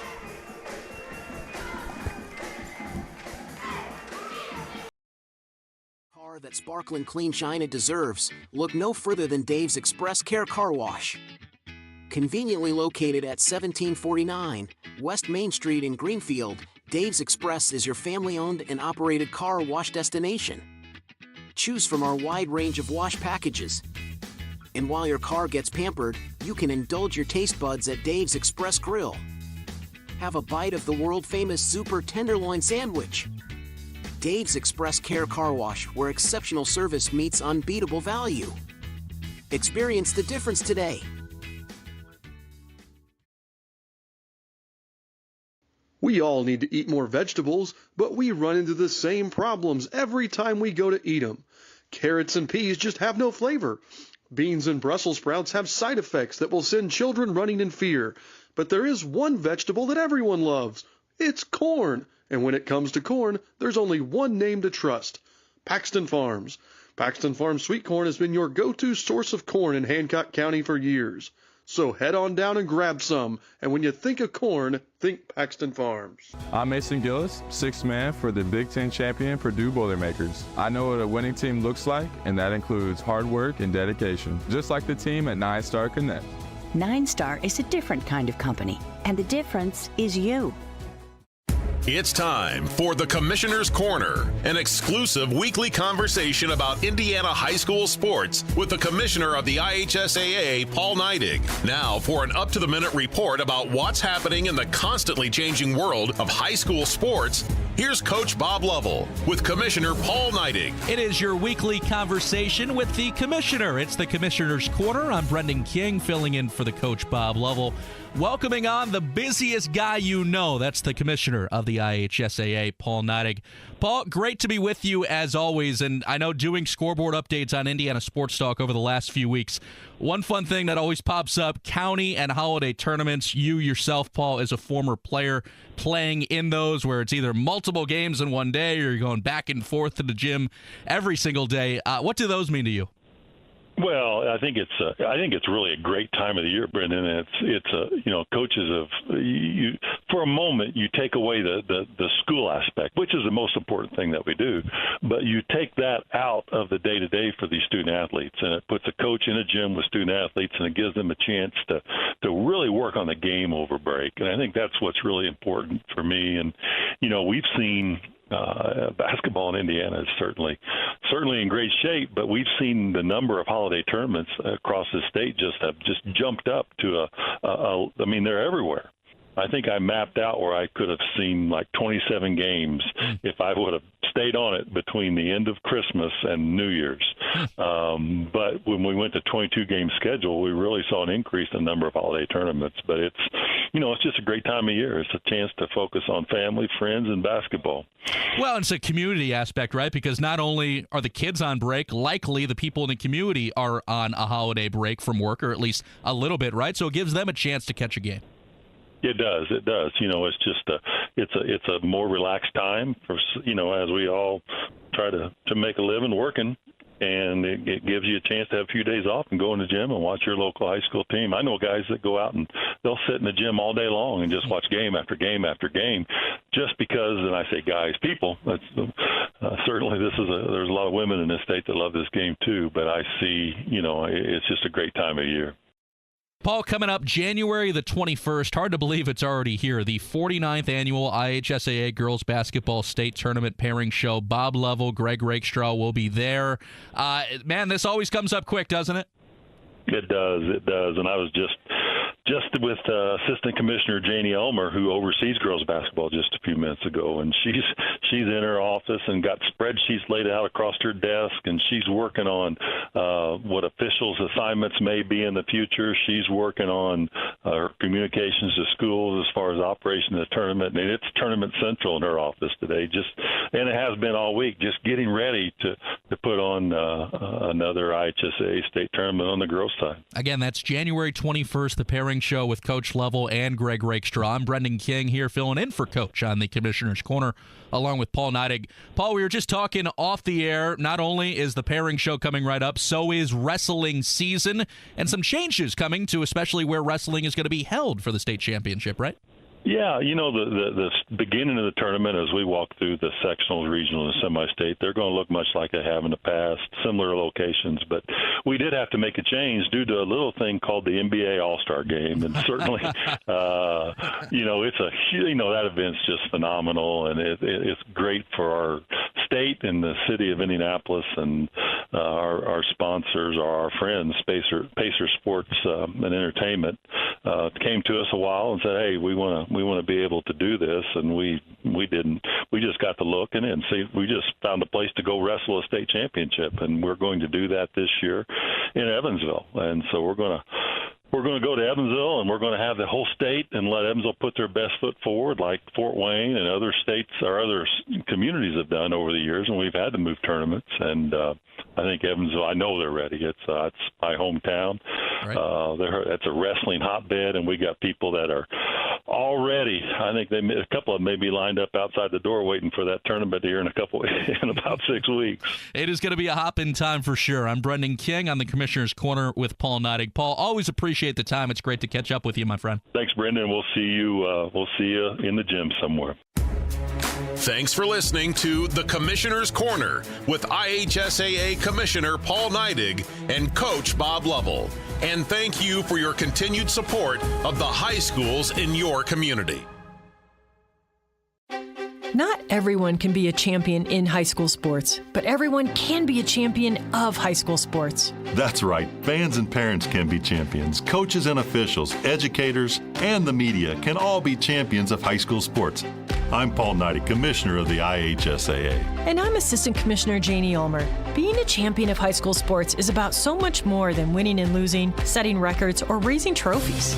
It's about supporting the mission of education-based athletics, preserving the opportunity for student athletes to grow and develop in the second classroom, and to protect high school sports for future generations to come. Champions of high school sports are just one of the many reasons that education-based athletics in Indiana are so special. And the easiest way to be a champion is by buying a ticket to your high school's athletic event.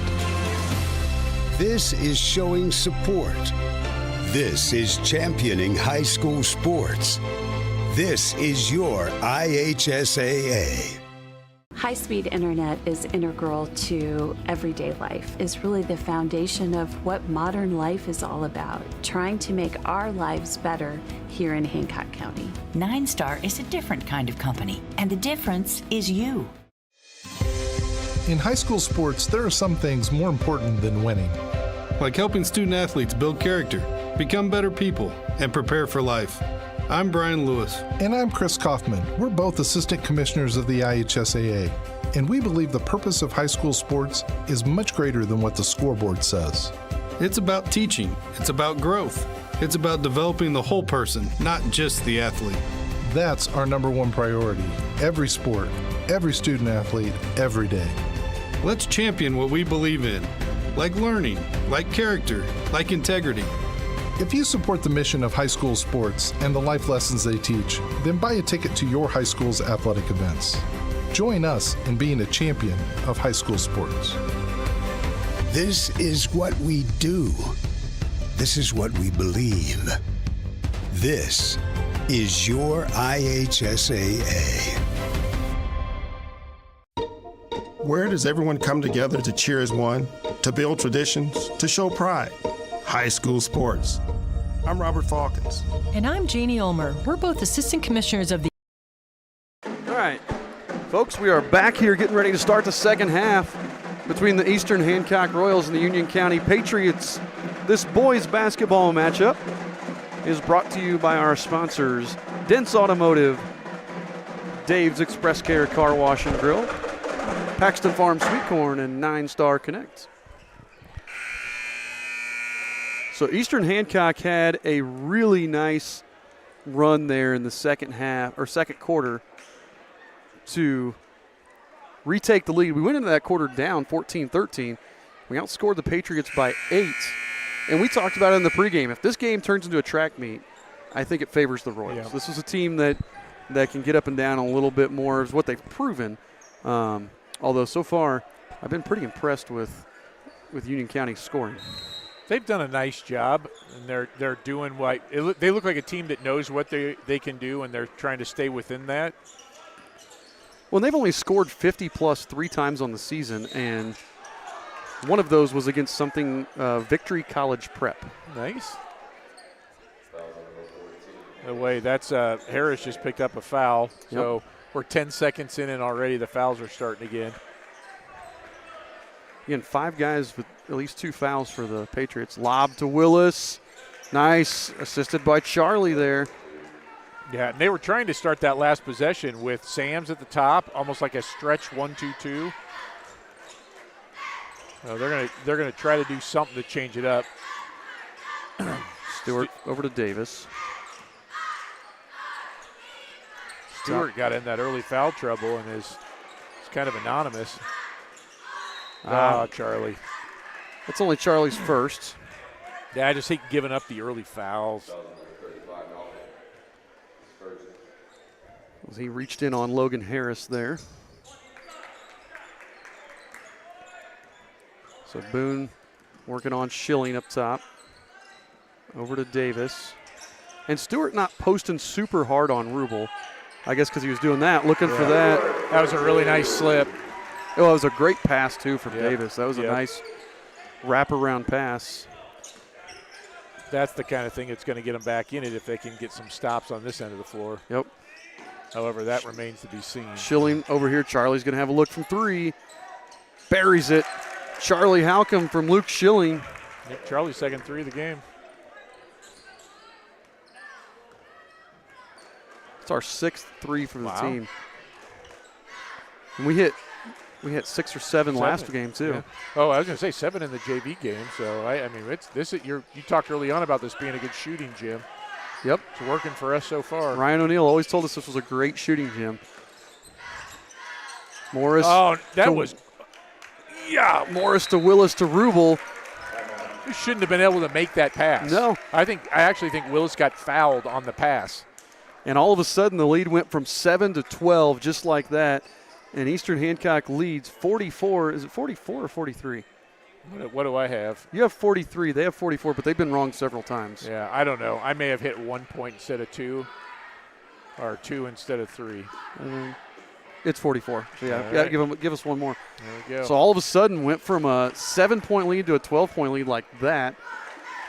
Some great ball movement there from the Royals. Yeah, I like that. And it's not just one just going inside. We were kind of hitting around. Charlie hits that 3. We run that high-low there at the end. And 44-32. Again, it's one of those when you play zone, you got to be able to move really well. Yep. And if you got to double, if somebody gets that penetration, and they had 2 guys on Schilling and left Charlie wide open. And Charlie's been on fire lately. He started off the season really slow, but really took off and hit, he hit 4 threes against Wapahani the other night.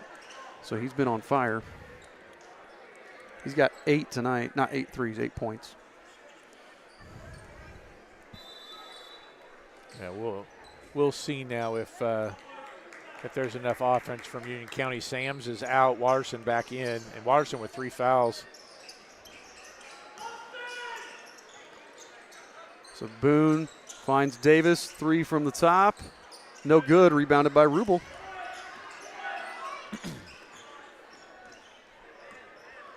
Now Davis is a 45% three-point shooter, so he's the guy that normally does the damage from outside. Charlie, deep 3 off the mark. Rubel kind of got away with one. Didn't get the foul, but kind of lucked out. It went out of bounds off Rubel, so it'll be Patriot ball. Kind of a heat check from Charlie. Yep.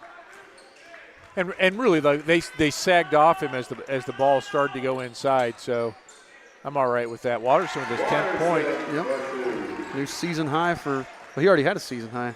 He had 3 in the second quarter, so he's. Oh, my bad. I lost track. He's at 13 now. I missed that too. Morris to Charlie. Reach in there by Boone. And see, I'm all right if Charlie would have taken that one again. Because we know he's a 3-point shooter. That's what he does. That. That's why why you're out there, Charlie, because you're a good shooter. And this Union County team, again, I've only watched them play once or twice, but they're a very physical team. And right now, the refs are calling a lot of stuff and not letting them get away with a lot of that. Schilling takes it in. Schilling. That was filthy. Watterson, Harris, step back 3, and he's fouled by Luke. That's Luke's 3rd foul. Yep.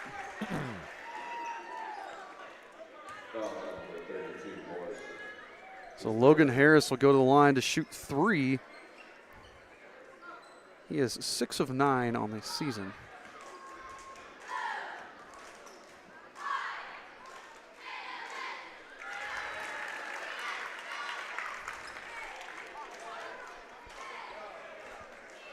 But this is one of those great opportunities. This is a game, we're up by 11.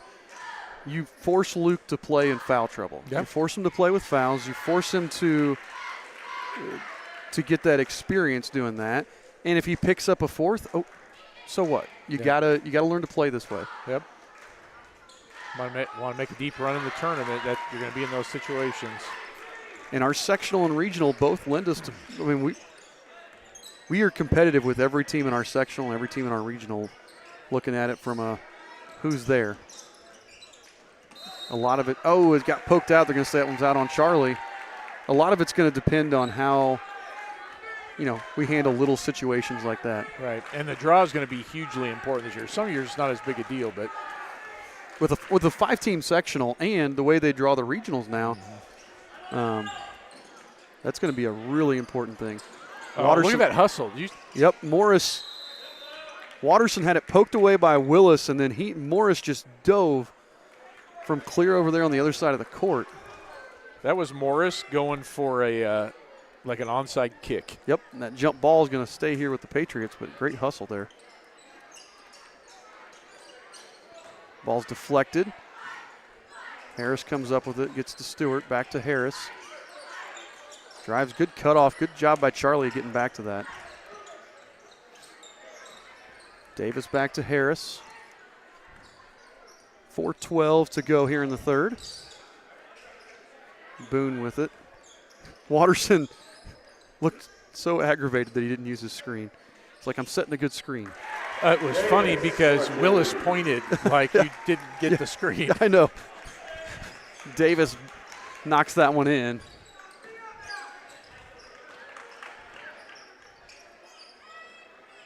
I couldn't tell if Willis was telling him, hey, here's your screen. Morris, open look from three. Off the mark, rebounded by Stewart. You could see Willis doing that too, like, hey, yo, man, he's trying to help you out. Davis gets cut off, finds Boone in the corner for three, and buries it. That was a good pass. Lead down to 4 now. Hey, dial it back in, boys.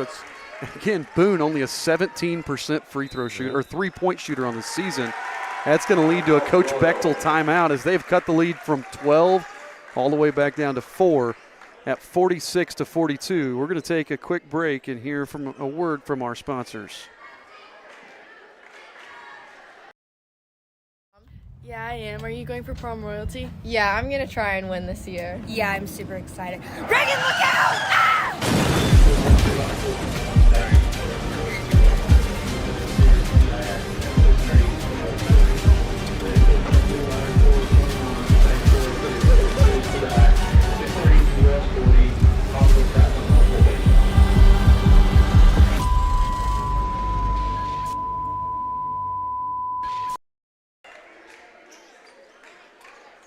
All right, so Eastern Hancock ball, 3.5 minutes left here in the third quarter.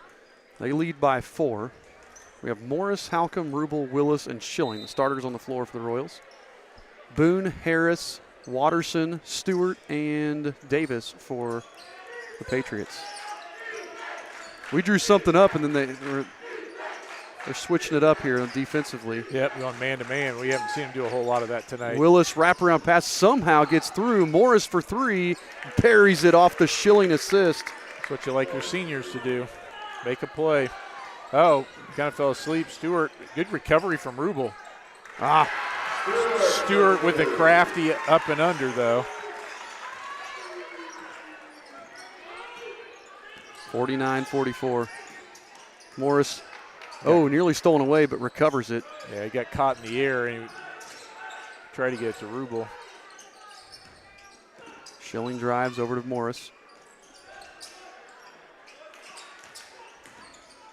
Morris gets cut off, nothing doing. Willis did a nice job of floating to the corner. Gets his own rebound. Goes up with it and didn't get the basket, but Rubel with the offensive rebound and the foul on Stewart. Yeah, we'll call that an assist to Willis. So Stewart picks up his third. Rubel gets the basket and the foul, so he'll go to the line. I think Willis got away with a travel on the way to the rim probably. there. Rubel's free throw short. Nobody boxed out Willis. Offensive rebound, and he puts it back in. That's 3 big baskets all in a row. The Patriots had just cut it down to 4, and all of a sudden it's back to 9 after those 3 baskets, like you said. They kind of fell asleep there. Yep. We took advantage. Good there we go. deflection. Steal by Rubel. Willis trying to get the contact, doesn't. Stewart with the rebound. Harris pushes the pace. Kicks it over to Boone. He finds Stewart. Short jumper is good. Got his 8th point of the game. 7-point lead for the for the Royals. Morris goes into Rubel. He gets it over to Willis. Willis puts up the wild shot and gets it to fall. He was mad about the previous possession, thought he got fouled, and he was bound and determined to do it that time. 1:08 to play. Eastern Hancock leads by 9. Back door, back door. There we go. Good hands. Davis drives, kicks to Watterson for 3. In and out. Oh, Watterson gets his own rebound and puts it up and in for 2. And that's tough because Rubel took it away from Davis, but tipped it right to Watterson. Yeah, you live with something like that. That was good hustle, and they just were able to capitalize. So Morris is going to hold here for the last shot. Eastern by 7. We led by 7 at the halftime break, so it's been all even here in the second half.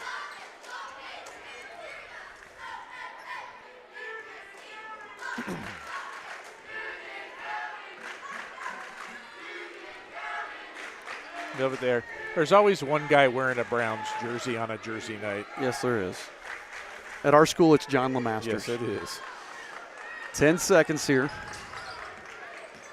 Morris drives. Nobody's going to cut him off. He gets all the way in. Oh, it's too bad he couldn't convert that, but that's foul. Harris reached in, and I think Harris just picked up his 3rd.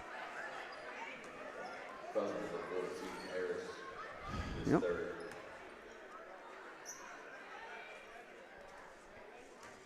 So Morris at the line to shoot a pair. Luke's a 60% free throw shooter.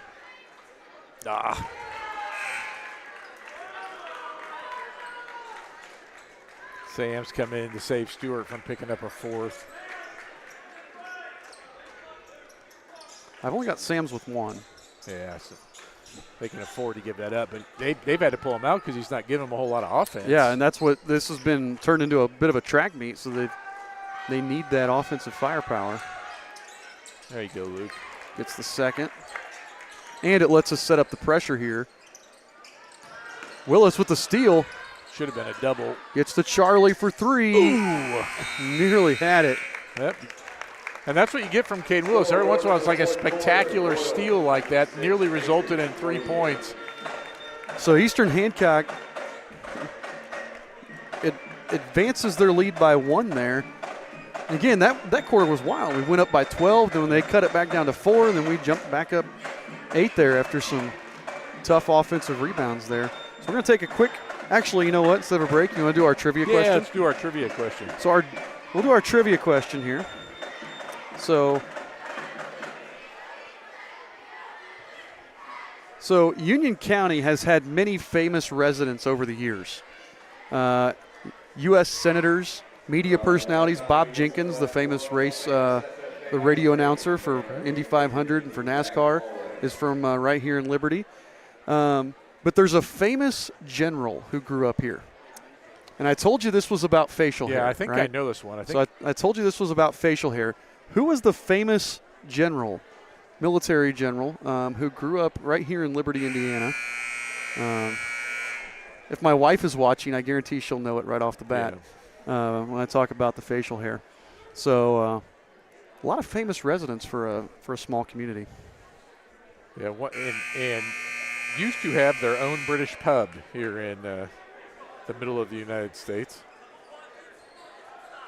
Yes, they did. Yeah, I think you and I may actually have talked about this before, but I can't remember for sure. I'm not going to say anything because I don't want to ruin for somebody else. I'll throw it out. I can't see the guesses, so I'll guess here in a little bit. The guesses so far are Ulysses S. Grant, Robert E. Lee, and what? What? John Collins is guessing someone named what? Okay, so John, come on, try harder. Morris, Halcombe, Schilling. We get more of that man-to-man from Patriots. Charlie gets tripped, and there's an early Patriot foul again.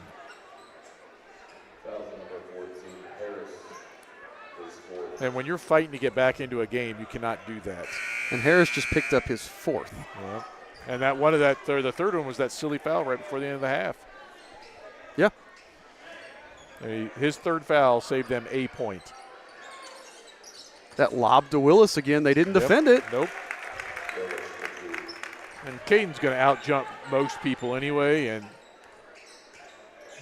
that's twice in a row we've hit that and pushed the lead back up to 10.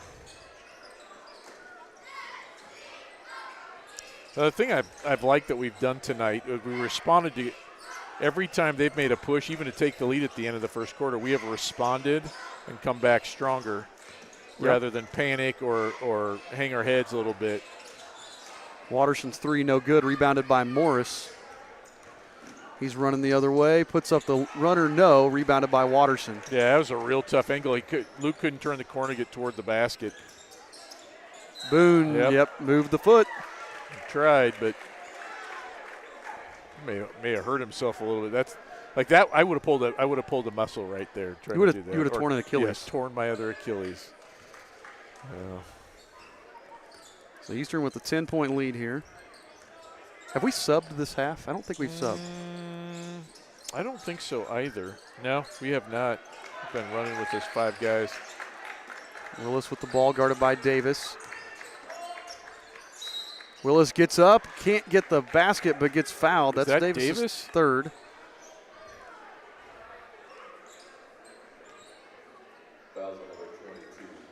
Willis is going to go to the line to shoot 2.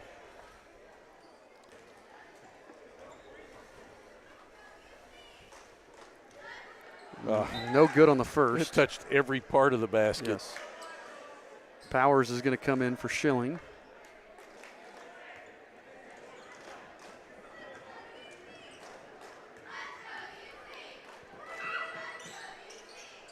Nope. Couldn't get that one either. Pulled down by Sams.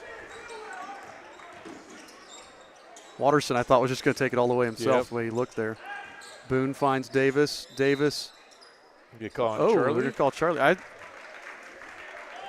didn't see that, but I think Charlie kind of bodied him as he slid in. It wasn't a bad foul, but I thought he shuffled the feet, but it's probably because Charlie's contact probably caused him to shuffle the feet. Yeah. Watterson guarded by Charlie. Gets cut off. They're going to call him clearing out. Watterson just picked up his 4th. And just like that, they're at 3 team fouls. I know.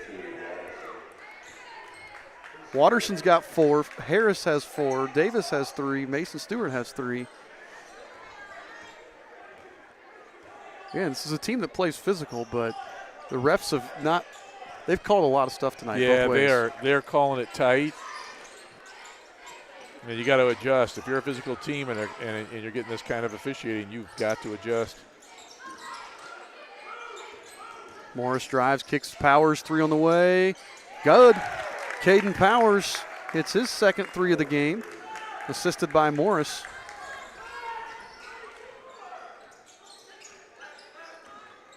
That's our 8th 3. Wow. Willis gets the reach foul there. His 3rd.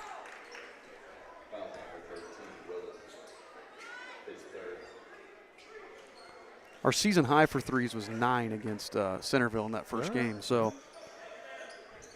we're right there. Watterson back in. They just sat Sams. Oh, Powers knocked it out of bounds there. Next stoppage of play, we'll answer our trivia question. We've gotten lots of guesses here. So before you read any more, I'll make a guess right before that. Okay, right before we show it. Well, Manship comes in to replace Willis. Eastern Hancock's leads up to 13 here.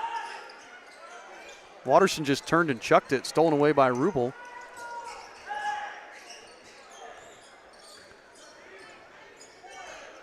Little ball screen here for Morris. Doesn't use it. He's going to cross over, step back 3, and miss the rim. Davis going the other way. Morris tried to get the charge. So Morris had 2 blocks, and a no call. Okay, hey, we don't have to panic. Run the offense. Yep. Powers to Rubel. 3 from Rubel. Off the mark. Rebounded by Davis.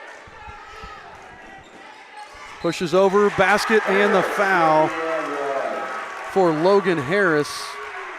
I couldn't tell if that was Charlie or if that was Powers that pushed him. I think it was Powers. Yep, that was Powers. But this is what happened when they closed it to 4 early. We got a timeout to stop this, but we kind of took some bad shots and gave them some good ones with some fouling.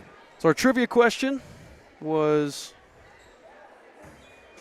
Union County's had many famous residents, including U.S. senators and radio analyst Bob Jenkins. Who was the famous general?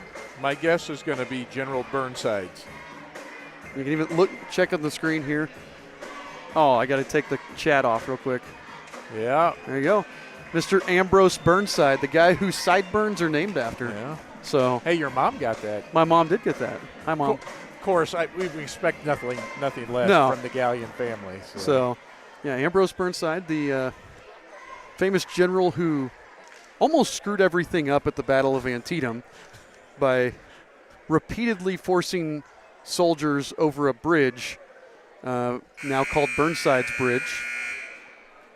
So they had a 2.5 foot deep creek, and instead of just letting his entire army go across it, he tried to go across a 5 foot wide bridge, and it took him 3 hours, and he almost didn't make it in time. They didn't want to get swamp foot. So the Battle of Antietam, instead of being a decisive Union victory, ended up being basically a stalemate. Yeah. Wonder if the bridge is now, they've taken the railings and put them underneath, much like his sideburns. Yeah, that'd be good. Harris makes the and one. And we're getting full court press. Good break there. Good, Caden, good. Rubel just going to finish. Stewart tried to draw the charge, but nothing doing. Yeah, and Rubel, sometimes we look for contact there. Caden looked for the basket and was going to absorb any contact. Yep. And that's the way to play that. Davis spin move, lays it in. Leads back down to 8, 4.5 to go. Good job not forcing the issue there, guys. Charlie finds Manship. Over here to Powers. Up to Morris up top. Kicks it out to Powers. 3 on the way from Caden. Powers is perfect. And we've tied our season high with 9 threes. Yeah, Caden's got that silky three-point shot. He's got 3 of them tonight. Oh, turnover. Yep, and Harris just took his eye off the ball. He was thinking about his next move.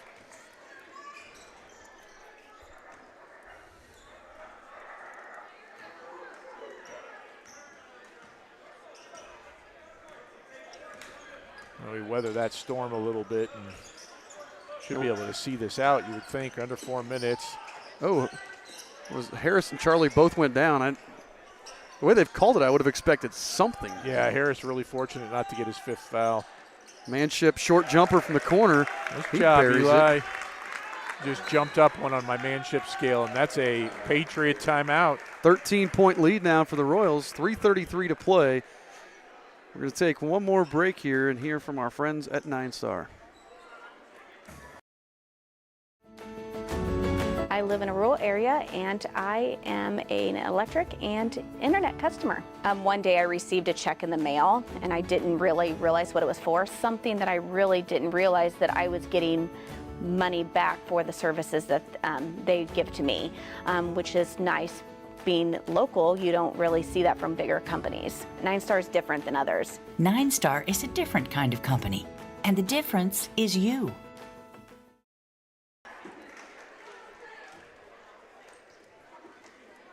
All right, so Eastern Hancock, 13-point lead here, 3.5 minutes left in the game. This has been a really fun game. Yeah. I didn't know what to expect. I kind of looked at these two teams. I mean, I think we said it from the start, a game that was in the 50s and 60s was going to benefit us, and so far it has. But I've really been impressed with the Union County offense. They've been able to score a lot better than what I have seen, a little bit of film that I've watched. This is a team that's getting better. From a team that really struggled last year, you can tell they are much improved from last year. Yeah, their biggest problem tonight has just been all the fouls. They've had to rotate guys out or maybe play a little less aggressively. Boone pulls the trigger way off the mark. Rebounded by Stewart. He lost it out of bounds. And that's a perfect example. Stewart, I mean, he played half the first quarter and didn't come in again, I don't think, till second half. Yeah. When you've had several guys that have been key, like Fenton Coyle had to play almost an entire quarter. Yep. He's a JV guy. Powers' pass deflected, but Charlie grabs it away. Yeah, don't guard him. Just let him stay there. Manship turns the corner, kicks over to Halcomb. Nice extra pass to Caden Powers. Can we run out almost 3 minutes? That's the question. Yes, I think we can. Or we'll just do that. Powers from Rubel. That's the shooter's roll. Speaking of Fenton Coyle, he's getting ready to check in. It's our 10th three of the game.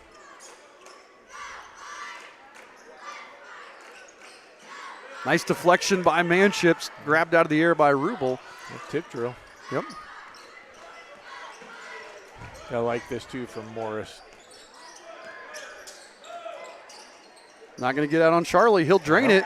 Is that Charlie's third or fourth? That is Charlie's third three of the game and our 11th. 73 points for the Royals, and that lead is now 18. Nice take there by Boone. Yep, another Patriot timeout. Minute 57 on the clock. They use their full timeout. Yep, actually going to put both coils in when we come out here. We're going to take another quick break and hear from our friends at Dave's Express Car Wash. Car that sparkling clean shine it deserves. Look no further than Dave's Express Care Car Wash. Conveniently located at 1749 West Main Street in Greenfield, Dave's Express is your family-owned and operated car wash destination. Choose from our wide range of wash packages. And while your car gets pampered, you can indulge your taste buds at Dave's Express Grill. Have a bite of the world-famous Super Tenderloin Sandwich.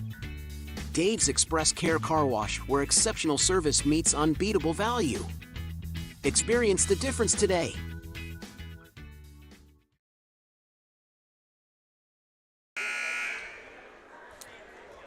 All right, folks, we're back here. Under 2 minutes to play.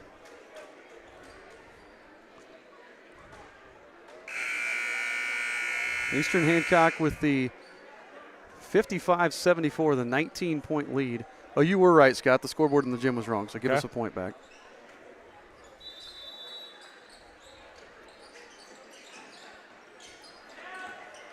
Still trying to put that pressure on. Morris handles it fairly well. They get the turnover. Yep, steal it away. Harris pulls up from three, no good. Tipped around. Morris comes away with the rebound. This is a little bit like what we saw at the JV game, though. They just don't have the three-point shooting to pull back in this limited amount of time, and twos aren't going to do it. Yeah, they've hit 4 threes here in the game. Rubel can't get the basket, but he's fouled by Watterson. That's Watterson's 5th. So Rubel will get 2 more freebies from the line here. Rubel's sitting on 20 points. All right.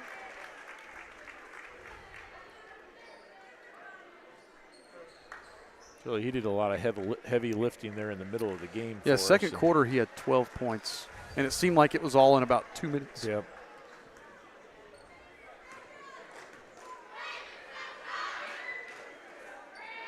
Missed the first one. That looked a little bit like tired legs.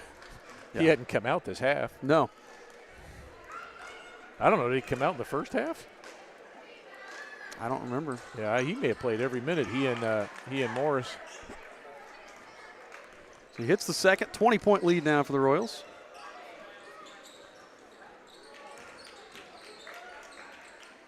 This has got to be a good confidence builder, too, heading into tomorrow night's game. Yeah, I play the Greenfield Central Cougars tomorrow night. Nice take there by Fenton Coyle. And I feel like I didn't think Fenton Coyle had that many quarters. He did not. But there's 2 Coyles in the JV, so he must have. Yeah, the other one played more. Okay. He's not on. Gavin Coyle. Yeah, Gavin is not on their official roster, or the roster you can pick up outside. Well, Harris checks out. Dom Smith came in. We've also got Landon Pearson in there. Coyle hits the free throw.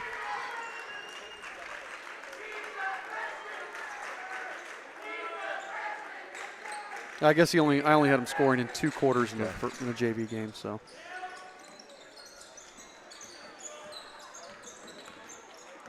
So a minute left here Royals lead by 17. Coach Bechtel's yelling layups or free throws. As Shaw wanted to shoot that three. Oh, and I missed it when it came in, too. I didn't see when it come in. So Powers out here on the wing. Send it over to Morris. 38 seconds left here. Cody Hibbert said he learned something. Learned about General Ambrose Burnside. We try to entertain and educate, Cody. That's a teacher's job. Entertain and educate. We're going to have some food history tomorrow night if you guys are tuned in.